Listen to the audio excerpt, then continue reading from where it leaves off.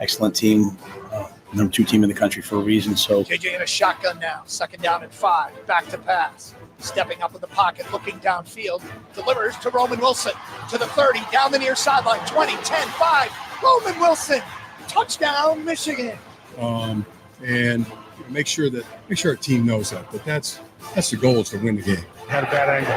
Went for 35 yards, and Keldrick Moody, welcome to Lincoln, Nebraska. The introduction made by Deshaun Singleton. Coach emphasized there's going to be a boxing fight right here in the ring. This is just going to be a physical game, so you got to come down and hit. And you'll hear a roar that'll knock pine cones out of trees 50 miles away. Intercepted by Charles Woodson. Spins! Touchdown, Nebraska! Nice kick, got a little wind under it. And they run Howard back over. Look at that. Oh, my goodness. One man. Goodbye. Hello, high school. His 2nd interception on the season. Multiple flags come down on the return, but it's going to be Nebraska football. Here's White. Touchdown. Did he did! Touchdown, Nebraska! Leaping interception by Woodson, who got a foot down somehow inbound. Yes, it's got a chance to be a great college football game. Passing time, steps, throws, pass, caught by Pedoni for 20. He's to the 15, to the 10, to the 5. Touchdown, Nebraska! Mr. Billy. Yeah. DJ Khaled. Welcome into the Damon Benning Show with Ravi Lulla here on a Breakfast Blitz Friday from the Hurrdat Sports Bar and Grill. We are live on AM 590 ESPN Omaha, ESPN Tri-Cities, YouTube, Twitter, all the places you can find us. You're already staring people down. What's Not well done on the open for Shane. Good I open. mean, yeah, that's good. It's good open. I'm hype. Everybody's hype. It's Football Friday. I got my little echo, so that's always good. I mean, nothing wrong with a little morning echo just to get a Friday started. But yeah, folks are intense, man. It's this is gonna be a good day. People chomping at the bit a little bit here. Yeah. I don't know, how do I say this? We'll get into it later on with the high school segment with Sautter, with Mike Sautter. But I'm gonna say this and move on because we have our own business to take care of. We're not gonna mind anybody else's business. Sure. I've said all summer. I've said all year. I know. I'm well aware of other football programs in the city. I know how they play. I know what they're about. Some schools, I've said, they have leaned all the way in to being kind of it's not even the bad guy. They're just some schools that embrace their image. Fortunately for a lot of my former teammates and some folks in the Lincoln media got a chance to see them in all their glory last night. So listen, I get it. As you can see, it's very, very busy this morning. I didn't get back to a lot of you guys last night. Well, there's a lot going on. Yeah. You know, we got a lot happening here. You got your own game to worry about. People using numbers of players. I don't know anything about that. Listen, it's a fun time. It's a fun time. High school is great. College is great. The NFL last night was not so great. Yeah. It was pretty lopsided. It was. Like I said in the Brian Edwards, they clearly were the better. That was because what was the lock of the number week, was right? like 2.5. Yeah, and I think I told you earlier. I'm like, they're the much better team. Yeah, you were all in on Detroit last night. Yeah. Much better team. So I don't know if you made it over to the Warhorse Sportsbook or not. That was a little far. Well, I never know where you're gonna be. Because you're like, I'm in Nebraska City. I'm in Lincoln. Last night we didn't walk off the practice field. The little guys didn't walk off the practice field until 8:35, 8:40. Working them too hard, DB. Well, all of a sudden they have these things called lights. You'd like to think when it's dark, like you're done. Remember when you were little and the lights? When the street lights start buzzing, you gotta go. Yeah, you're supposed to be at home. Not us. But listen, you guys are built different. Yeah, it's good though. So it's a good Friday. I'm glad everybody's fired up. We still have got a lot of work to do in the meantime at the high school ranks. It starts tonight for us against North Platte. Yeah. Well, it starts for us today with our daily lineup. Our friend Guy Rosenberg from Elkhorn South football. One of the nicest guys in the metro. He will be joining us at 7:45. Talk a little high school football with Coach Rosenberg. Our weekly Friday guest, Michael Rose-Ivey, will join us at 8 o'clock. Stephen Muehlhausen, excuse me. I always want to do Jake Muehlhausen. It's like a Pavlovian thing there. Steve Muehlhausen from DAZN will come and talk to us. We got that big Charlo Canelo fight coming up this weekend. As previously mentioned, Mike Sautter, Hurrdat Sports own, will join us at 9 o'clock. And we'll wrap up the show as we do every Friday with Matty Vrzal. Matt. I talked to him yesterday for probably 30 minutes before I went to Nebraska City. He's in rare form. Yeah. In a good way or a bad way? A good way. Oh, good. Good way. He's got a couple of guys that work for him that went to the aforementioned high school that played in Lincoln last night. Okay. That he said would like to make a wager. I'm like, wow, you guys are just going to keep hitting me with this. I'm not going to take the bait. Yeah. I'm not. All I'm going to say is they want to trade T-shirts for the school fight song. We still got 2 weeks to go. Still got a couple games to go before that's even a deal. And one of them is at Kearney, which is a tough team in a tough place to play. Yeah. So that's obviously don't want to be overlooking them. You've got North Platte tonight, which I would imagine you'll be able to handle your business, but it's homecoming. There's a lot of distractions. You got to stay on point there. But going to kind of the larger picture here with, you're talking about Millard South. Obviously, they played Lincoln East last night. Not everybody loves the way they carry themselves. Does that sound familiar with anybody else we've seen in the football world this fall? The capital city is in an uproar, so we'll be. It's okay. And but I will say this though: when you carry yourself a certain way, whether it's Millard South, whether it's Colorado, whether it's Miami in the 90s, you better not stub your toe. Yeah. Because people will pile on. And I think people are they're not mad at they're not like mad at me. I think they're questioning because I said, hey, listen. Yeah. I like the style. I like the fact that they've embraced it. I'm not hear my heart. I'm not condoning everything that goes on. But at the end of the day, I do appreciate when teams play hard for their coach. So, and I'll just leave it at that. You appreciate when teams play hard for their coach. I also appreciate on both kind of a macro and micro scale. So both on a team and individual level, I like it when people are true to themselves. If this is who they really are. That's so okay. That's really what I'm saying. Yeah. If this is who they really are, like go for it. Yeah. If this is an act, it's going to catch up. Yeah. And that's my issue with Dion, right? Is I don't know if it's an act or not, but it feels like it is to me. Yeah, we made it 9 minutes, and Dion rears his. Well, listen, they got USC this weekend. That's I don't think going to go very well. Although I do kind of I wonder more about USC than I do Oregon, even though USC's I think better. Well, they're certainly more talented. I don't know if they're as tough. Sure, yeah. Well, that's why I wonder more about USC, right? Because Oregon, I was like, they're going to physically dominate Colorado, and we saw that play out. I don't trust USC's defense. I don't trust them on the lines the way I trust Oregon. And so, I could see this being much more of a shootout than a straight-up whooping the way we saw against Oregon. I still think USC probably comes out on top because they're more talented top to bottom than Colorado is. But we saw it kind of with TCU. You allow Colorado to stick around, they're going to get real confident in a hurry. Mm-hmm.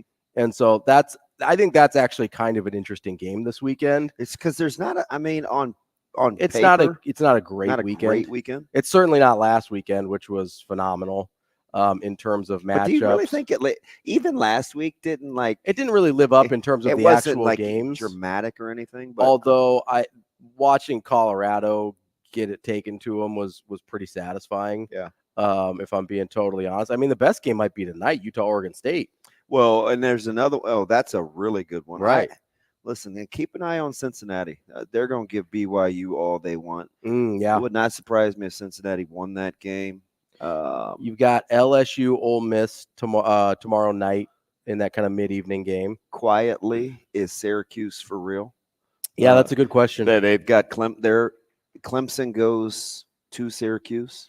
And got a chance to talk to Coach Fish. That can kind of derail Clemson even more so this season. Like if they take a third loss in the first 5 games, like there's a panic button there to be hit. Yeah. And I don't know if that means Dabo's in trouble or not, but I think there'd be he's got an awful good defense to be 2-3 after week 5 if that's how it goes. Yeah.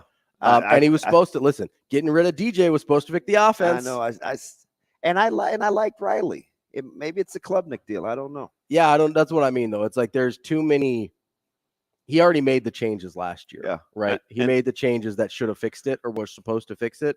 And if it doesn't, his seat might get a little warmer. Yeah. And the most surprising line, but I think it's big for a reason. Even though I just was talking to DJ. I was talking to Rizak yesterday about Kansas. I love their offense. I love what they're doing. I like the staff. And Daniels is dynamite. They are catching a monster number. Oh, what is that number? 17.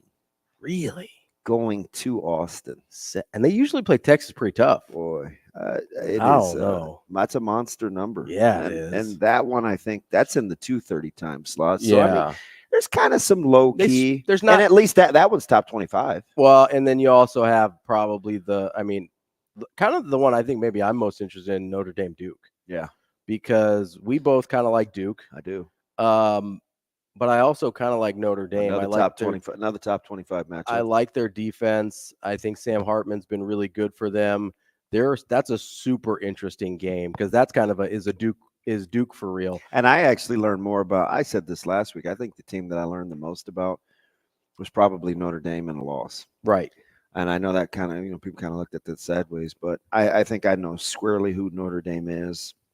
I think they find a way to get it done on the road tonight. Although I think points will be hard to come by in that one. Yeah, probably say the first one to 24 maybe. So they've got the over-under at 52, which seems real high. Oh. Because that's what, 28-24?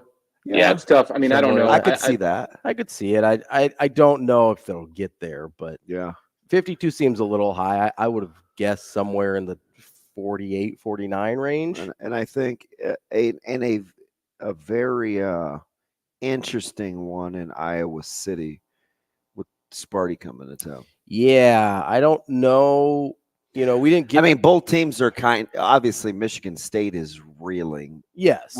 Will Iowa be able to hit the reset after the Penn State deal? Because we talked about it. You looked at that schedule; it would not surprise you one bit if all of a sudden you looked up and Iowa had 9 or 10 wins again.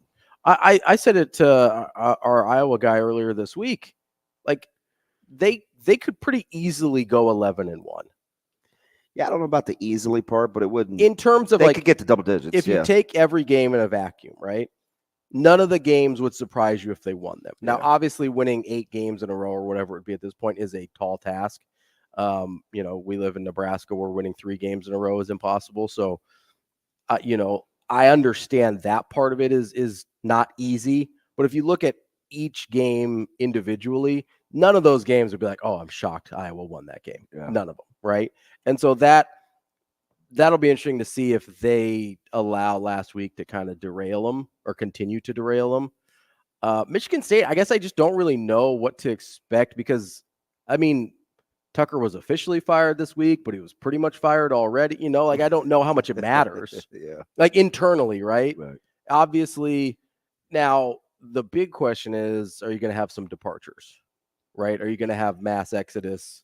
Because I think they were at 4 games. So if they want a redshirt this year, they have to leave before playing this week. I'll be honest, I haven't been scouring the Michigan State message boards, so I don't know who's leaving and who's staying at this point. But that's where it could be messy for Michigan State this week is player departures, right? Yeah. And so that'll be interesting to watch. I don't think Michigan State was very good this year before Mel Tucker got fired. I can't imagine they're going to be better now when you've got all this kind of nonsense hanging over their head. But that is so there's some interesting games this week. It's not the high profile stuff last week, but maybe we'll end up with some better games. Yeah. Well, Okay. We'll see what Greg wants to put the televisions on. He's the human remote control. I said, you just not do remote controls. You come in here, you bring me the remote. Greg got the remote at your other job. And it's weird too, because at home it's like there's no competition, right? Yeah. Nobody else is. Kids are doing their own thing, and nobody else is watching television, right? So I just Right there. Here I defer. Yeah. Which I'm not sure why. Maybe it's because I don't know how to use remote. Maybe it's just because I trust you. I don't know. I think it's because you don't know how to use the remote. But then in Lincoln, it's totally Sharpie. Yeah. Although It happens to Nebraska all the time. Although he is fairly diplomatic. He'll at least throw out some choices. Yeah. Well, I'm fed up. But what would you like today? He strategically knows what TV he wants on what. Yeah. Well, listen, you got to have. I just roll with it. You got to have a proper setup. I'm trying to get a better setup in my basement. I'm trying to get like the quad TV set up in my basement so that I can. And I'm not smart enough to know how to do this. So if anybody in our audience kind of surprises me because you're an IT guy. I'm not an IT guy. You don't handle kinds of issues. I'm in fraud and risk compliance. Okay, so that's kind of like when people say you should just move quarterbacks to running backs. It's close, but you just don't get out of bed and do it. Or? Yeah, more like we should. Yeah, more like if they're like, can Jeff Sims play wide receiver? No, nobody can do that. Nobody can do that. I know a lot of people that look like me are IT guys. Wow. But including my dad. That's not a stereotype. My dad's like literally an IT guy. So I would have come by it honestly. But here we go. No, it's a different skill set. It's not the. I can't fix if something goes wrong with my computer at work. I have to call somebody and be like, bro, I don't know what's happening here. Okay, all right. I try and make sure nobody's like doing stuff they're not supposed to with money. That's okay. That's my job. Gotcha. Yeah. So all right. Well, that's my whatever the hell it is. That's my day job. Yeah, Bo's awful fired up this morning. What do you think Gold Coach P is doing? Just trying to have a little bit of fun. I don't think he is trying to have a little bit of fun. I don't know if Coach Bo knows how to have a lot of fun. It's flickering. Just got to stay on. I'm sure he's still getting checks. Oh yeah, he's got to be still. Yeah, he's good. Because he's got the buyout from LSU too. Yeah, life is good, man. You know what I mean? Being an unemployed, high-profile coach is kind of the life. Yeah, you're talking to a ghost. Exactly. But sometimes I think those guys and gals, they want to coach. Yeah, I get that. Right. Like that's the difference between.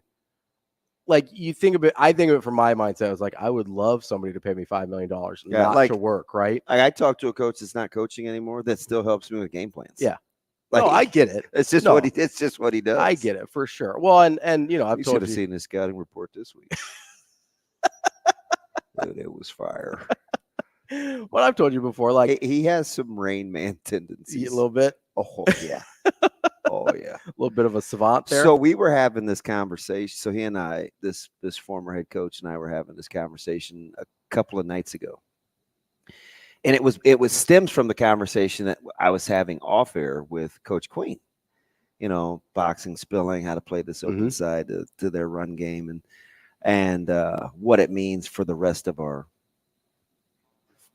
unit. Mm-hmm. So we're going back and forth, and we're doing it, and so I ran it by this coach, just on a humbug. He's like, hey, how's game planning going? I said, oh, it's this, that, and the other. And this was probably about 8:30 at night. At 5:15 the next morning, he woke up with a response. And it was like, and I looked and I go, huh? And he goes, yeah, it's not that I expected to get up at 5:15 and have this on my mind. I'm kind of blaming you, but it's just in coaches. Yeah, it's in their DNA. So I don't know. I mean, Coach Rhule didn't have to coach. No, he didn't. No, he could just be chilling. But instead, he definitely he's getting a little grayer trying to figure this thing out for this weekend. Yeah, no, you're definitely right. And all right, what do you guys got? What do you guys got? In terms of the way most coaches are wired, And even me, who didn't like coaching that much, I still help out my guy in Carolina. And so, like, I get it from that standpoint. But there's a part of me that would, I think a part of everybody. It's like, yeah, if you just gave me $5 million a year to not work, like, I could probably find a way to be okay with that. I don't think that'd be the toughest assignment in the world. I'd have to do something. Right. You'd find something to do, but I just don't know what. Probably get that plane in an island, maybe. I'm out on a helicopter, by the way. Yeah, it's a good call. Yeah, I thought you'd come around on it. Too afraid. Yeah, no, I don't. So I know this person whose father was like a Navy pilot, and they don't even like helicopters. They're like, don't do it. It's a terrible idea. Never get in a helicopter. And I was like, okay, sounds good. That sounds like a plan to me. So, but yeah, I'm out on the old shaky thing. Between that and my guy Kobe, like, helicopters are off the list. We're done here. Told you it's a conspiracy. Get into that some other time. That's a summer topic for you to go into the. that's a July topic, DB. We don't need to be bringing up Kobe Bryant conspiracies and hurts my feelings. Get my nuts in September. Yeah, nuts is the word I was gonna say, but that's okay. What? I'm questioning our friendship again. You say that every day, and I never believe you. Shane, I'll huff and I'll puff and I'll blow the house. And then you'll call me on the way home and be like, "What up, dude?" A lot of hot air. I know. I really got to be careful on what I say about that. I'm gonna have to make good on that. I don't think you're going to. Wow. Got Freddie Hoiberg out there giving us a little commentary. Yeah, just excited today. Yeah, he's excited. A lot of Nebraska basketball coaches are excited. Yeah, I'm excited. And Bynum taking an unofficial. Life is good. You like Creighton's team? Oh, I really like Creighton's team. Yeah. Crutch is trying to do big things in Omaha. I hope he figures that out. Are you a team Crutch guy? I don't know him at all, but I'm a team basketball should be good in the state guy. Like, that's in a nutshell. Yeah, I just want everybody to be at least competent and competitive, and like I just want basketball to be good in Omaha and in Nebraska. I'm totally with. That's what I want. All right, I'm totally with you. Coming up next, it'll be about breakfast time. Yeah, folks are eating, and we'll be back with more of Benning and Lulla here on Hurrdat Sports Radio.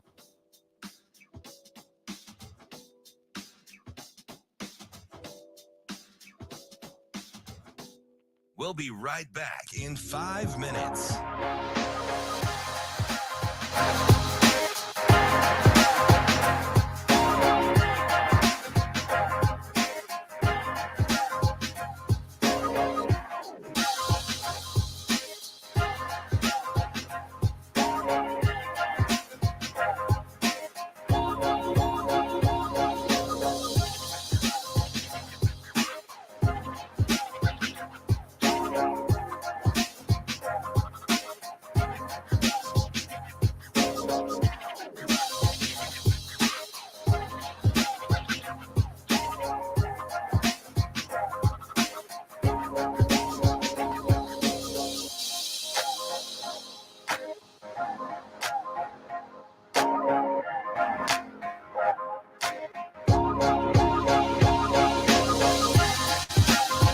We'll be right back in 4 minutes.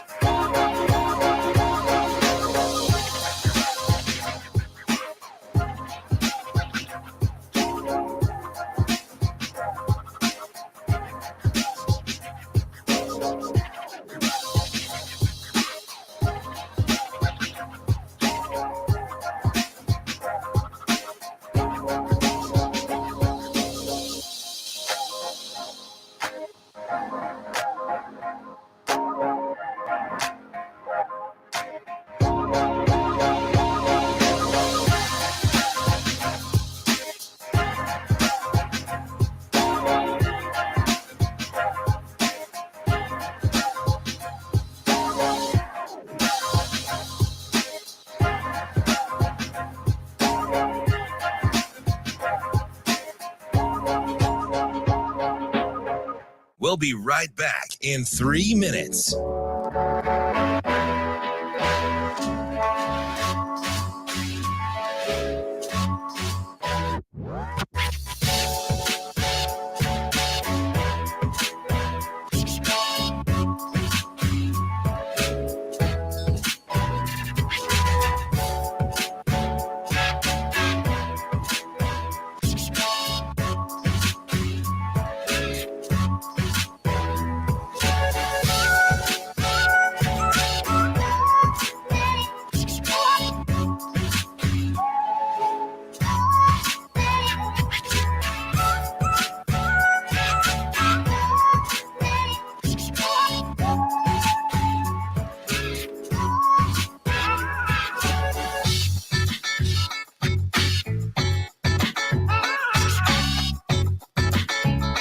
We'll be right back in 2 minutes.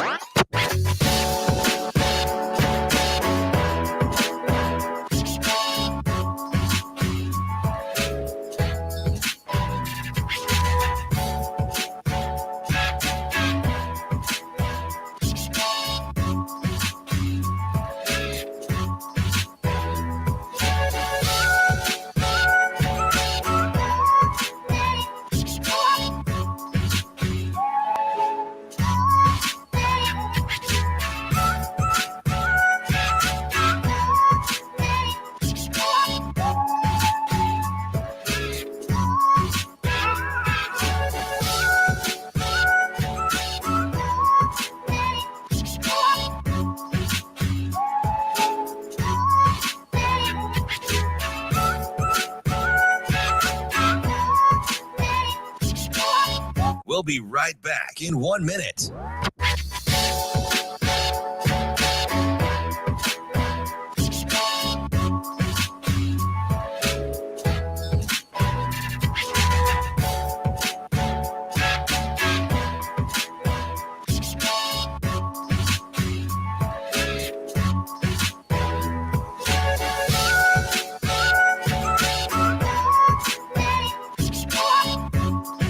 We'll be right back in 30 seconds.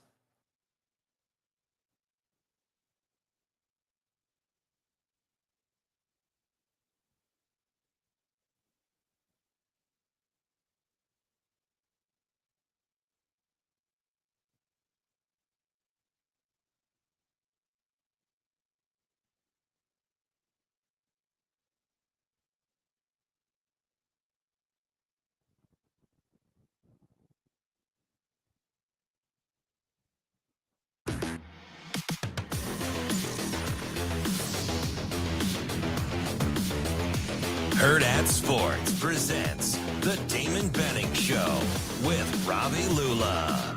Yeah, but both guys have practiced all week. I think, Jeff's, I wouldn't say Jeff's 100%. He looks good, but he's, in terms of moving, slide within the pocket. Heinrich, has looked good. How much can he completely open up and all those things? I don't think we'll know till game time, but there's been no restrictions on him. So, they're both trying to get ready to practice tomorrow, and we'll be ready to probably use either one of them or both of them, and as needed. Hey, whoa. That's about as much insight as we've gotten. For about the quarterback position? Yeah, he was pretty straightforward. No, he really has. Welcome back to the Damon Benning Show with Ravi Lulla here on Hurrdat Sports Radio, AM 590, ESPN Omaha, ESPN Tri-Cities. It was – I feel like I know less than I ever have about the quarterback position, but he's told us the most that he has. Yeah. Which is kind of an ironic place to be in. Don't worry, guys. DB's gonna be a little distracted this segment because his kiddo just walked in. I'm good. But yeah, so I really, do you have any sort of feel on what you think they're gonna do? No, I think both guys will play. I kind of do too now. Well, and I've kind of go ahead. Well, so when you hear, okay, Harburg might have a little trouble opening up a little bit, does he just mean like getting to top speed, or what does he mean when he says that? Well, I think that's exactly what he means. And so I felt like the one hit that I thought was kind of went understated was they got in the gun. They were inside like the 12-yard line. And he got slammed to the turf. Yeah. Yeah, pulled down from the side. I felt like his head hit the turf and his shoulder. But then I kind of watched him walk around after before he was trying to get loose after the rain delay. And his gait was just okay. Well, and that's kind of what Rhule said, is they thought maybe it was a cramp or something. Yeah. So it seems like it's a lower leg issue, whatever. And it could have been a deal like when he got pulled over, right? It kind of split and was snapped down. Yeah. And your body, like he literally was. Some people can't even touch their toes. I mean, obviously in football, you're probably in most better likely shape than that. But it's almost like his head, the top of his head, touched the turf when his feet were still flat on the floor. Yeah, like your body. I mean, the whole downward facing dog thing that's a yoga term. Yeah, right? it is. Your body just doesn't naturally do that like on a whim. So I don't know, especially when forcibly put in that position. But here's the other thing that I think though. I think, and I was having this conversation in Nebraska City yesterday when I said, there's this thing about this conversation on the floor and the ceiling, and we're not sure how far apart it really is or isn't now. But I think at the end of the day, the coaches would like to still know in the process, what are we capable of? Yeah. And I just don't think they feel like they have all their answers. So I would agree with that. If you make a move completely and you play it one way, you're still kind of left wondering what could be. I just don't think they want that. Yeah, you don't want to force the hand, yes. right? You're not playing like 8-6 offsuit, but you're curious, right? Well, you've got you're looking at it, you're like, oh, maybe I've got a flush draw here. Let's play this thing out a little bit. I'd like to at least see a turn card. Yeah, it's like, let me maybe I don't make it to the river, but let me see the flop at least. No, I get that for sure. And I have not advocated, I've not meant to at least advocated for choosing one guy over the other at this point. I like that they seem to have options at least now. Now, are either of those options great? Probably not. Is one of them good enough? Are they both good enough? That's the real question here, right? And so that's where it worries me if Heinrich Haarberg isn't 100%, which he was a full participant, so we really have no indication that he's not 100%. But if he's not 100%, and that takes his best attribute in terms of running the football somewhat out of the equation, or at least limits him in that area, then I'm less comfortable with him trying to throw the ball 20 times a game. Yeah. Is that weird, even though we haven't seen him throw 3 interceptions?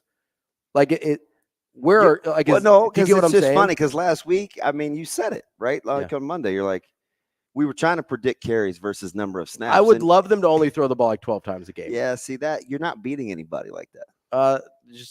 That's not entirely true. But you're not on the remainder of the schedule. Yeah, you can. The Big Ten West, you can beat some of those teams doing that. 12 times a game? Nobody's that bad. 12 to 15. We just saw Northwestern score 21 in the fourth quarter against Minnesota, and we lost to Minnesota. Yeah, but they turned the ball over like 4 times. Okay, well, I don't need any buts. Nuance like or context? Yeah. No context. We got jokes today on a Friday. Yes, nuances and context matter. But let's not make blanket statements like we haven't watched real sports. I understand. Football does some funny things. You can't average 12 passes a game and be making any sort of serious. Can I sell you on 14? Like, what's the lowest number that you think you can actually win? Like, that's a legit. What's the lowest? I don't want to be boxed in within like 2 or 3 passes. I'm telling you, 12 isn't enough. They won't be good. Here's the thing, man. You understand the evolution of watching game tape, right? So right now, Michigan has a lot more game tape than they did a week ago. Sure. Which means in their preparation, they get Nebraska's some more tendencies. Don't think you can beat Michigan like that. I think there are teams in the Big Ten West you can beat like that. Okay. And maybe 12 is low, but I want it. I understood the point though. I want it. You don't want him 20. throwing it around the arc because you don't trust it. Yeah, I want it under 20 for sure. Okay, I think they're gonna see. That's the part that's gonna be interesting. Yeah, because how much is enough to get by, even though in the long haul it's not good for you. Like, just ask yourself, what would you be willing to get by with? What would you be willing to get by with in life, knowing it's only going to get you by in the short term? It's not who you ultimately want to be. How much would you compromise yourself? I mean, that's a question I think you can ask. It's a day-to-day thing, right? Right. Yeah. What am I willing to put up with, even though this isn't what I believe? Well, and I mean, that's what you're asking them to do. No, but to be totally fair, I think a lot of people do that every day with jobs they don't like very much. Like, a lot of people do that every day. Yeah, but here's the beautiful thing when you're coaching. Yeah. You can game plan. If you don't like it, you can change. Okay, but if you don't have the guys that can execute that game plan, it does not matter. That's the part I think where we'll see if curiosity killed the cat or not, because I do think they're curious. Yes. On what they're actually capable of. 100%. And I get that. And so my hesitation is on the assumption of I don't love the passing game from either guy. You don't even know about Sims yet. I don't know about either of them. To be totally fair, I don't know about either of them. In this offense, with this coaching staff, with this supporting cast, I don't know. And I'm happy to admit that. I have some hesitancy to find out because I think it could get ugly from some of the snippets that we've seen. If you play both quarterbacks, you're going to get probably that could also be your third ball carrier. Remember, I said Nebraska's got to find. Oh, for sure. Yes, that's why I think you play both guys. So maybe if you're playing both guys, you do keep those passing numbers down. Well, that's why I wanted to play both guys, because if you can maybe give 15 to Harburg then and 15 to Sims instead of going 20. I don't think maybe that's too high, but yeah, if you can go 12 and 12 or something, that gives you almost 25 carries out of the quarterback spot, and then you can take a little off of Anthony. Maybe you don't have to rely on an Emmett Johnson so much. Maybe we don't have to get Josh Fleeks involved, who's a running back now. Like, if you can get both guys double-digit carries out of the quarterback spot, that's probably a more sustained. I mean, it's better. But here's the thing that keeps me at bay. Like, if you're not playing both, the immediate pushback, Michigan's secondary is really good. So I'm not sure how much I want to fool with that tomorrow. Yeah. Although, and they're healthy now. Like that back end is pretty good. I mean, especially against Michigan, I don't think that's where you get curious about their passing game. Yeah. If you want to get curious about the passing game against Illinois, who's got a totally new secondary from last year and isn't nearly as talented as Michigan, sure.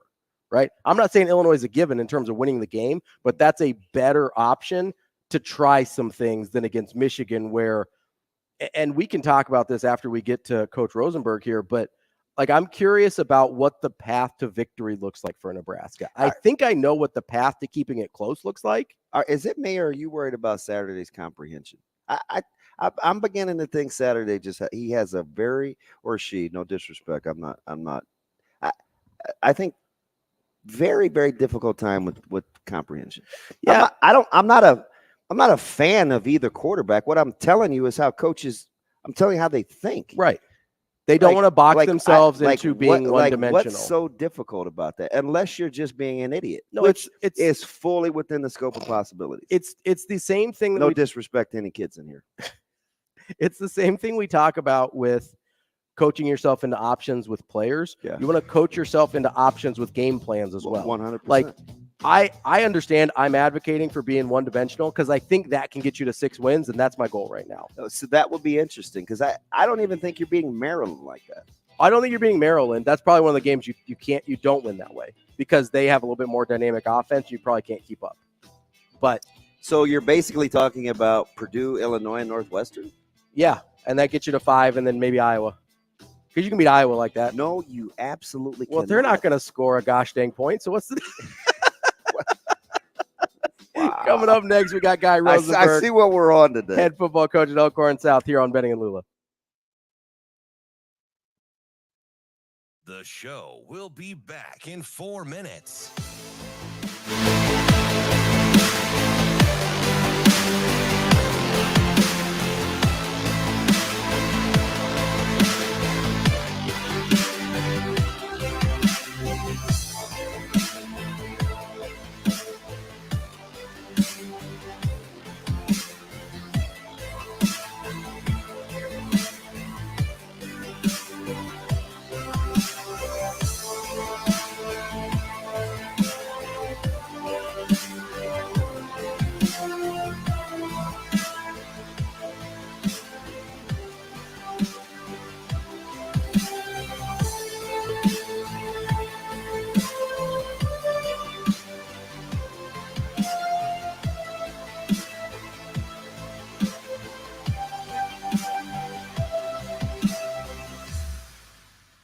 The show will be back in 3 minutes.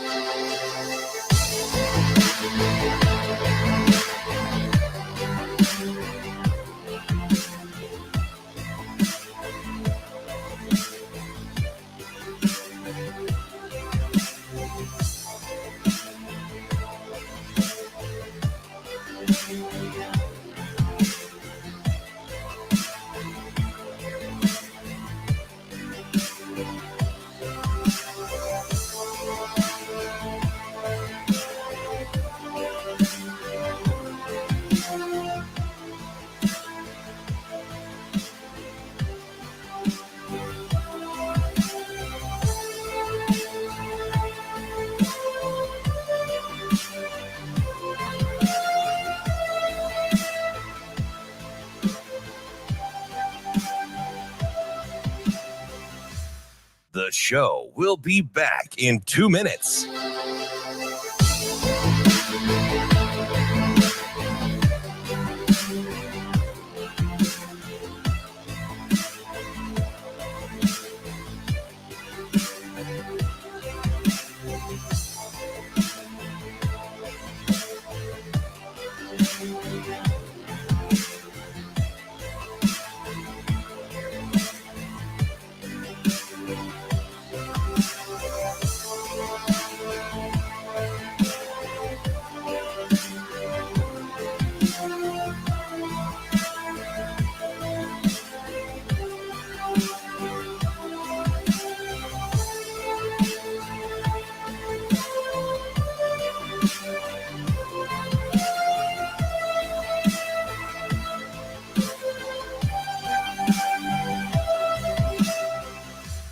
The show will be back in 1 minute.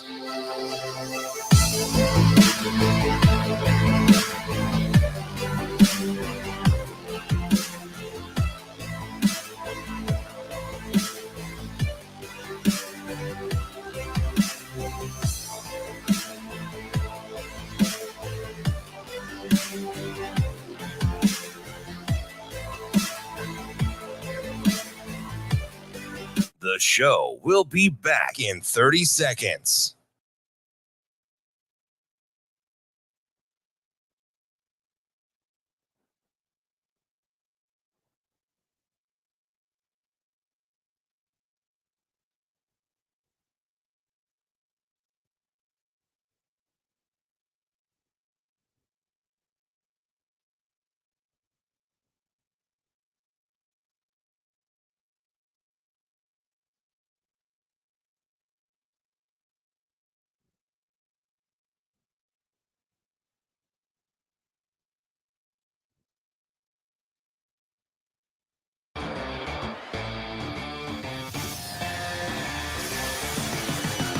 Hurrdat Sports presents the Damon Benning Show with Ravi Lulla. It's the Friday Coach's Corner. This is a process that we're going through. And although we're looking for the winning edge, shortcuts aren't one of them. Hello? This is what the greatest thing about sports is. You play to win the game. Can you believe they called that play? I formation, quick 141. 94. Fullback banana hot right. Round left wide nasty 16 lead pass. Just what were those coaches thinking? They are who we thought they were. We let them off the hook. On the Friday Coach's Corner. Hey, the spot! He's up here, sir. You misplaced the line of scrimmage, you bunch of dummies. It's the Friday Coach's Corner. Wrapping up hour number 1 on a Friday with the Coach's Corner. We are joined today by the head coach of Elkhorn South football, Guy Rosenberg. Coach, how are you this morning? I'm doing great. Thanks a lot for having me on. Coach, good morning, man. You guys, how are you feeling? The season it seems to go by so fast. How often do you have to remind your guys, hey, listen, don't take it for granted. It goes in a blink of an eye. Oh, you're right. You're right, Damon, on there. It's we always talk about being appreciative and being in the moment in terms of being focused in on your job during the course of the game, during the course of the play. But for example, just like that you were saying last night was senior night for us. So yeah, kind of look at focus being like a muscle. The more you use it, the more that it'll be there. And response and said, hey, enjoy that moment with your parents, with your loved ones on the sideline. Be in that moment. Don't be trying to be the tough guy who's not going to smile in the picture. I said, hey, smile, enjoy that moment, but then be ready to move on to the next one, because you're right, it goes by so fast, and it's just important to it's kind of the blessing and the curse is there's always another game, right? So no matter how big the victory is, you've got something you need to start grinding on again, and so that I think that just, you're right, it's important to enjoy the moments along the way and enjoy playing high school football. Coach, do you kind of like playing on Thursdays a little bit? You get that game out of the way. You get to enjoy Friday. You're coming off of a pretty convincing win over Fremont. Like, do you like playing on Thursdays a little bit? Well, I do right now that we're done playing. But I mean, I'm definitely more of a routine guy, and I was really proud of our players this week too. We had parent-teacher conferences, so that altered our schedules. And I was real impressed with our players. Yesterday, I had a player-led walkthrough in the morning since we had teacher in services. So the best teams are self-governed, and I was real proud of our guys of doing that. And right now, you're right. It's nice we have an extra day to get healed up and prepare for an excellent Grand Island team next week. So it kind of depends the way that things fall. But in the aftermath of it right now, it's nice to be able to bring our guys in, lift weights, watch some film, and then get ready for next week. Coach, I'm curious. You've done this well, really good at it. Sometimes the film you get, you're kind of at the mercy of whatever the schedule says, but we both could be beneficiaries. Grand Island's got Kearney, one loss between the two teams. You're going to get a chance to watch some good film breakdown of some well-coached teams. Man, that's got to – when that huddle tape rolls around and we do the coaches share, that you find that kind of being an advantage when you get two high-quality matchups in the previous couple of weeks to watch? Oh, you're right. I mean, I think that's just invaluable, right? Getting a chance to see an excellent opponent, again, another excellent opponent that just really engages what their identity is and what's important to them. Particularly if you're talking Coach Tomlin, Coach Cool. Oh, yeah. Two of the most outstanding coaches in the state. And so getting a chance to see those guys lock horns and see how that they attack each other. And particularly, too, we had a stretch where we played Kearney 5 times in 3 years between regular season and playoffs, and it's one of those things that Coach Cool is so great at making adjustments and taking away what you do best. Yeah. So it's really fun to watch guys like Coach Tomlin, Coach Cool lock horns and see how they attack each other. Coach, you're down to a third of your regular season left. How are you feeling about the way your team's playing, the way they've grown throughout the season as you get ready for this home stretch and into the playoffs? Well, I really feel like that, again, the best teams are self-governed. I've been real proud of how our players have banded together. And you're right that every season has adversity in it, and you're not sure what form it's going to take until you get going. But I feel like that we're forming a strong identity, that our special teams have been playing great, that Dylan Kingston's an outstanding punter, and Henry Prohaska, snapper, and Brody Parks as a kicker. And I think that, our defense by D coordinator James Kerwin, they're playing at a high level, and offensively, we're starting to get kind of a balance of capability going where we've got capabilities in both the run game and the pass game. So it's a work in progress, but I really feel like that we're a better team than we were at the beginning of the season, and I think that's what you're always striving for.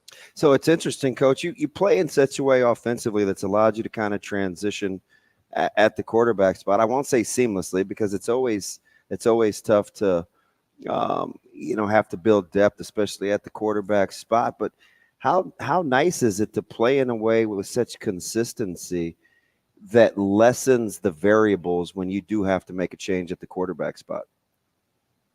Well, you're right that we try to systematically rotate our guys during the games, but also the same thing too during practice, where guys are getting reps, because I feel it's unfair to have somebody to step in the game and play at a high level and they haven't had a chance to do it in practice. And I won't get too much into depth on it, but just our quarterback Carson Rauner sustained a season-ending injury, and Madden Riggs has stepped in and done an amazing job on there. Just really has played with poise and got great protection from his O-line up front. Just aren't a lot of there just aren't a lot of guys that can just. I mean, it's kind of impressive, right? It's hard to do at the quarterback spot, but you guys play in such a way where it's like, listen, we're physical up front. We run the ball. That's a quarterback's best friend. Oh yeah, it makes just having uncertainty on the defense, right? I think if the defense has uncertainty as to what you're going to do, how you're going to attack them, that just makes everything work so much smoother. And particularly, you're right, asking with a quarterback, there's that threat of a run game. If you've got the play action and the RPOs, in addition to the drop back game and screen and can move the pocket, definitely puts the quarterback in a better situation to be successful. And Madden, he's a guy that's worked really hard during the off season, and he's a 6'3", 185, and got a strong arm and making excellent decisions for us. And two, that with Carson Rauner, just he's such an outstanding character kid that we have to have the TV, like a lot of people do on the sideline there, TV that can watch the replays in between. And Carson's right over there with Madden, talking him through and sharing that wisdom that he's accumulated through the years. So just it's really, really proud and inspiring to see those guys working together. Coach, you've mentioned a couple times about the importance of your team being self-governed and that type of thing. You hear that a lot at college, which I know it's tough enough to do at that level when guys are a little bit older. What are some of the challenges of teaching your team and kind of setting up your culture in a way that that's the expectation when you're dealing with young guys who don't really know who they are yet? Well, I think you have to be really intentional with teaching leadership. I mean, sometimes it might not be the type of leadership that you want if it's not specifically, I guess, prompted as to what it's supposed to look like. So, advanced coaches about the New Zealand All Blacks rugby team, and we've met with our seniors, once a week on that during the summer, and just talked about what leadership looks like, and then also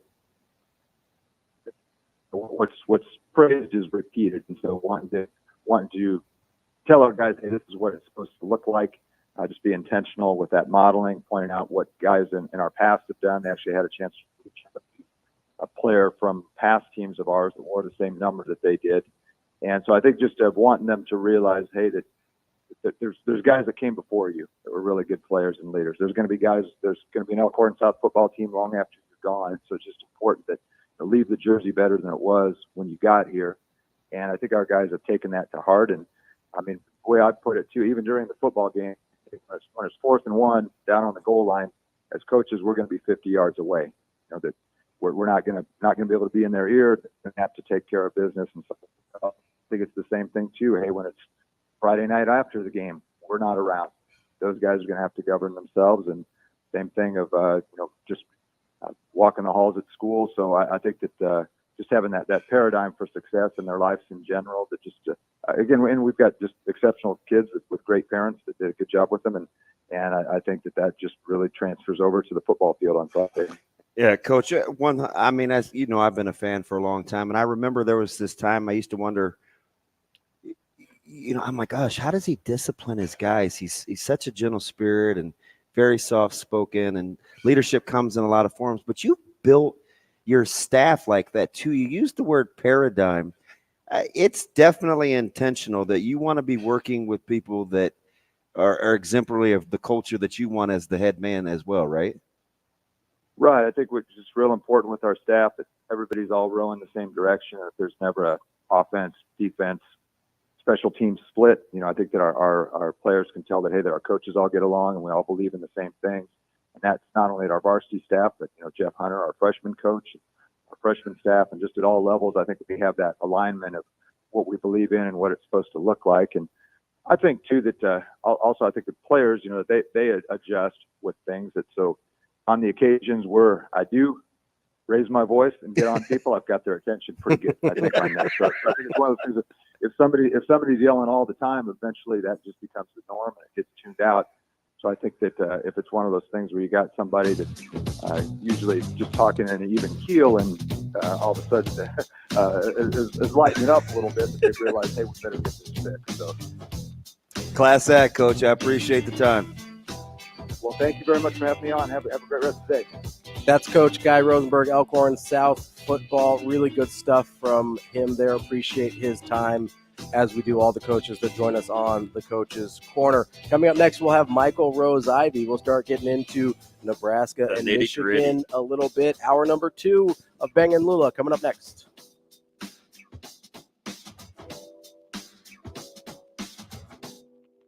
The show will be back in 4 minutes.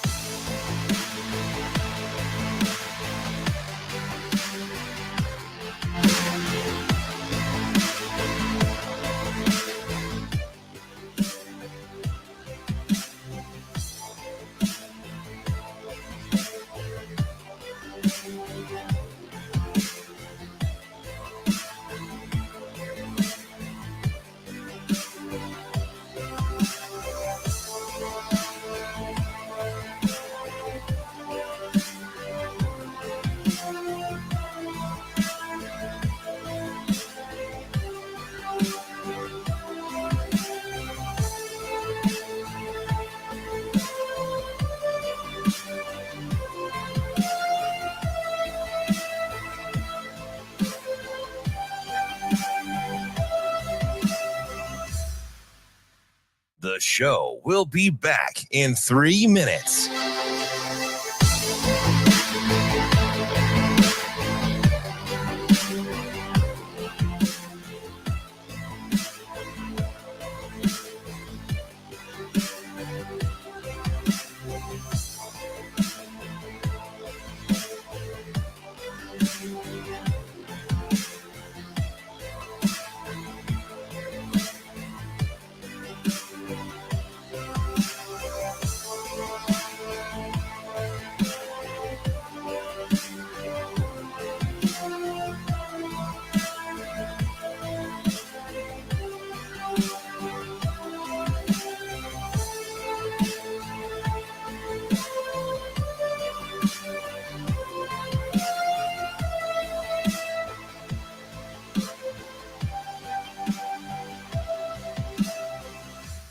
The show will be back in 2 minutes.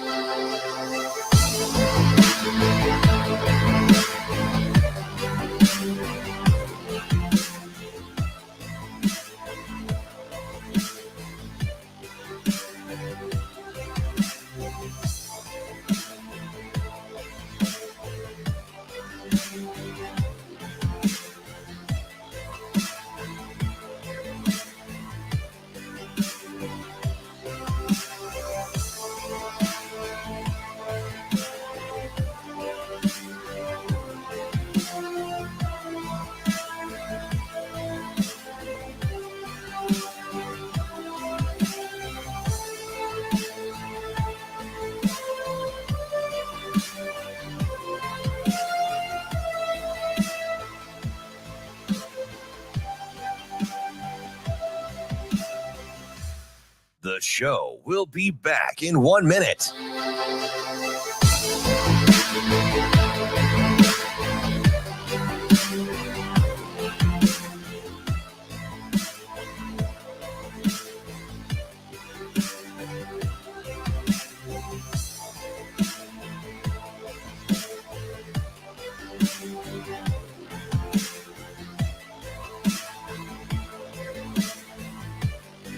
The show will be back in 30 seconds.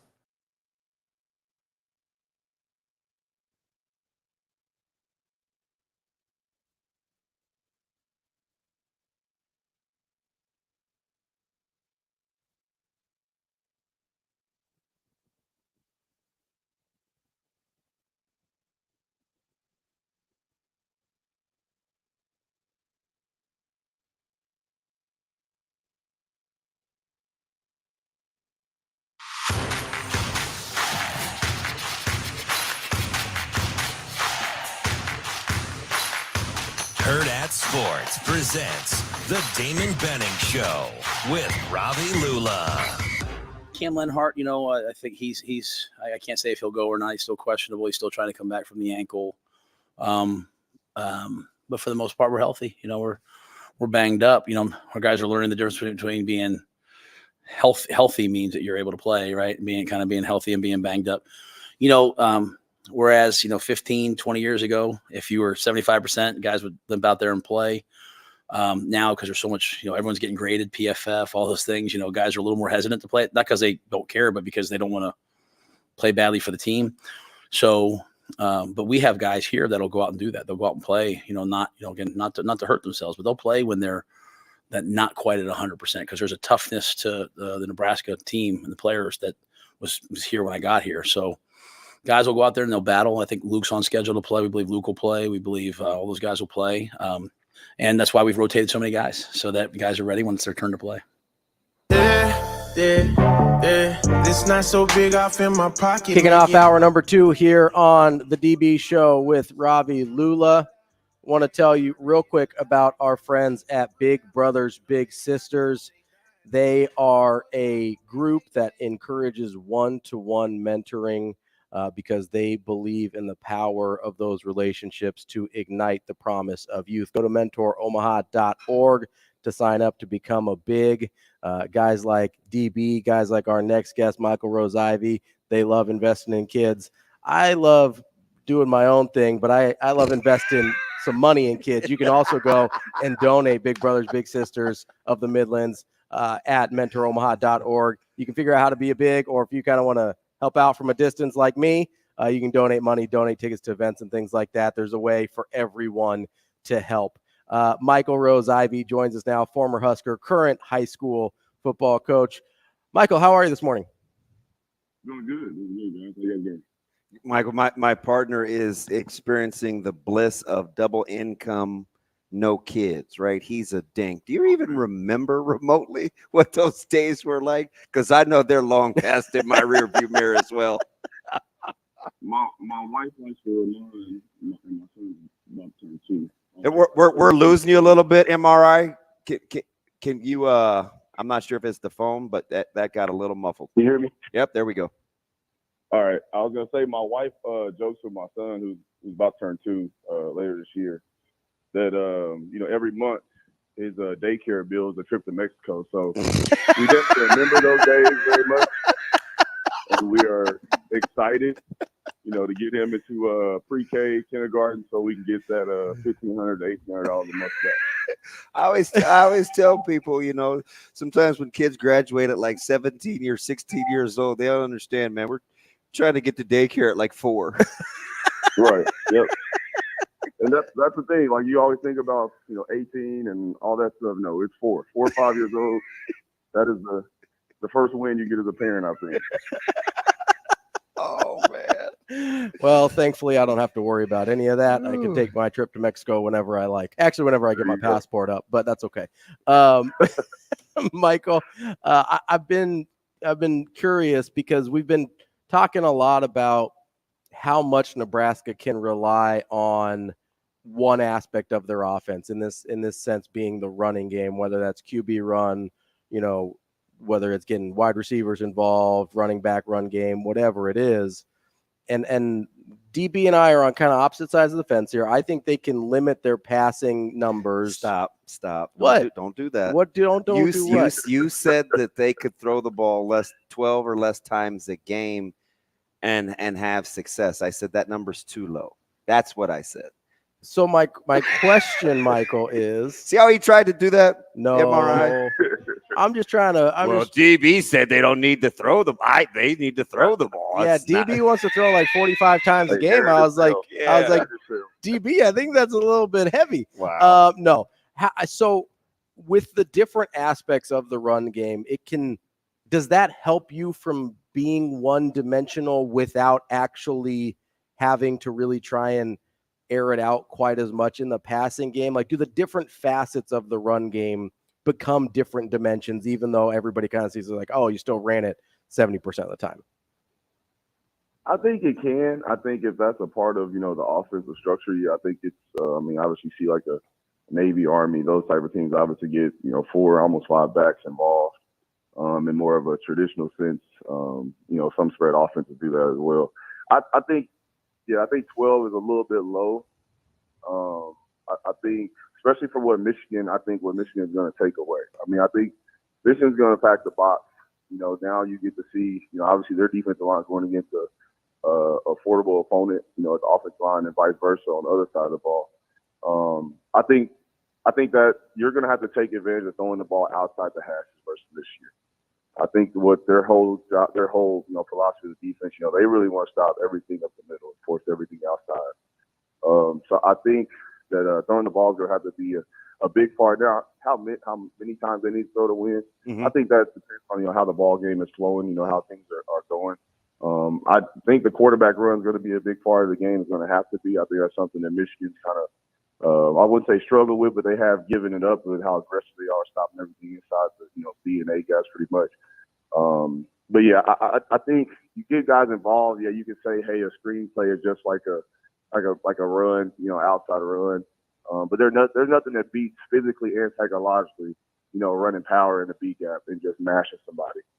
So I think that they're going to have to do a lot more than that, to really get Michigan outside of what their philosophy is as a defense. Amar, let me ask you something. When Nebraska is on defense and the way Michigan runs the ball, it's real.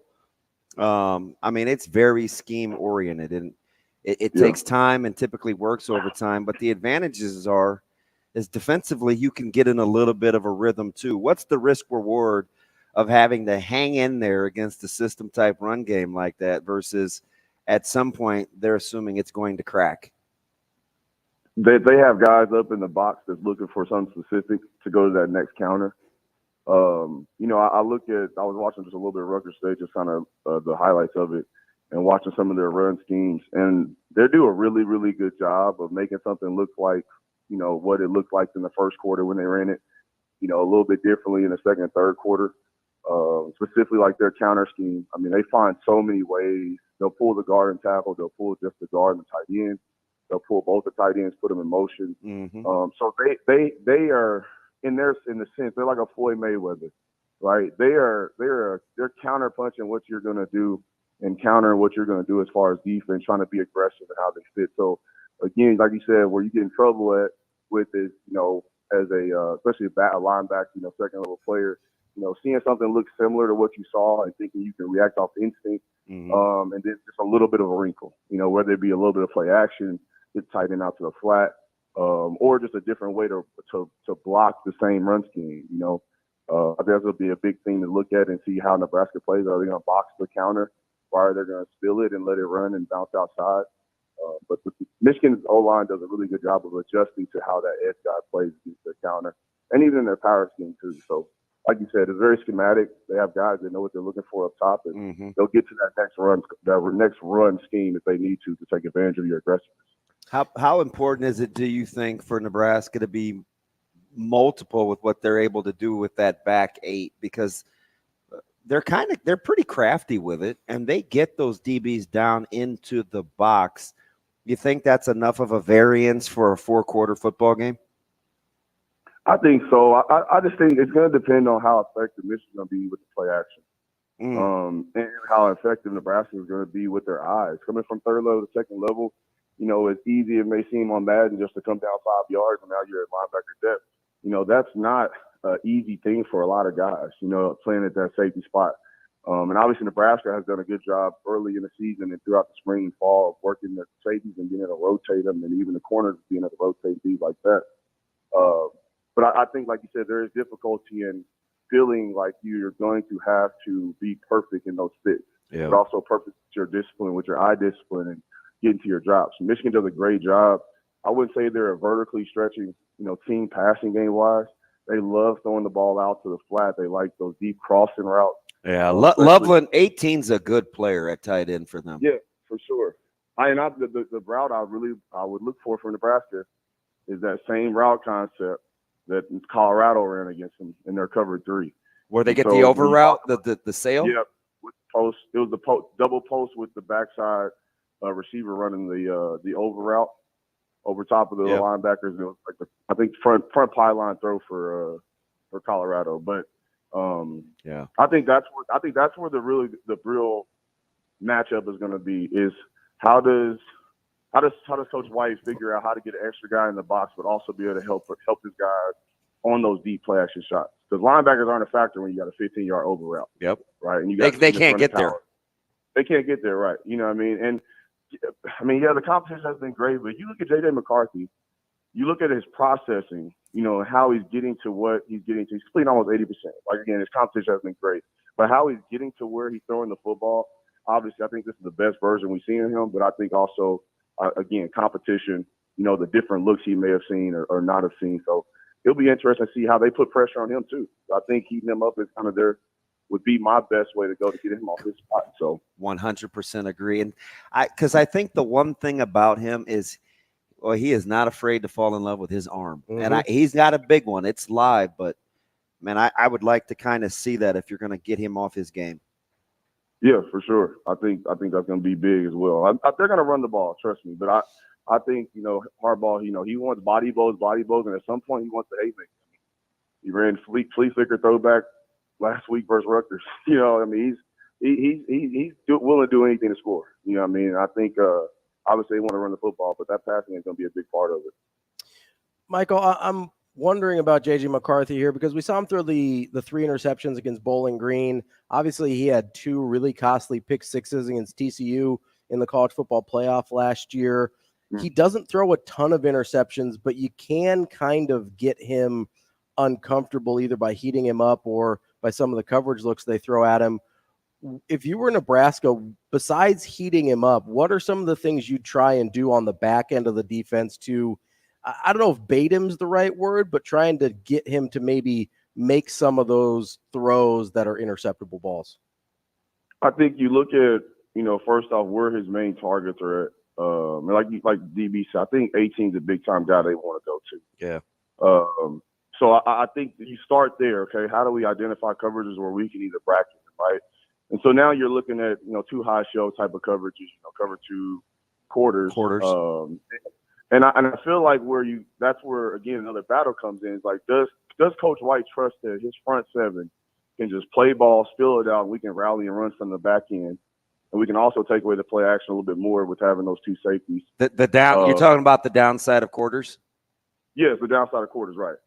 Right, you get one less guy out the fit, and you gotta have a guy be a man at that nose spot. Which I mean, we've seen that from zero a little bit, and I think that's where, I'm looking at the spread. I know it's minus 17 right now, and that's where I feel like Nebraska may be able to hold its own and be able to keep this game close enough for them to be able to have a puncher's chance. I think the D line will prove himself. Will be able to prove himself this week. I mean, it's going to be a lot of work. Then you get, like you said, you get hired back. You're healthy at linebacker. You're fairly healthy everywhere, pretty much on the defensive front and linebacker spot. I would like to see, like I said, I like to see the pressure, but I would like to see early on to see Coach White trust that front 7 a little bit, see how they punch, see how they take a punch. And obviously, you can always roll those safeties down, but I think the biggest thing is if you can be able to stop the run with those 7 guys and be able to leave these guys 2 high deep, be able to take away those crossers. I think that would be the best goal on base down. Yeah, I'm just kind of envisioning what you're talking about with quarters and what you're giving up. But even if Reimers doesn't play, Henrich is a total hit it, split it guy. Like he can get downhill, and you're playing to his strengths. When you're taking a look at how Michigan right now coming into this one only snaps the ball about 58 times a game. That's not a very big number. Right. Do you think that's portable tomorrow? Like, they're definitely trending.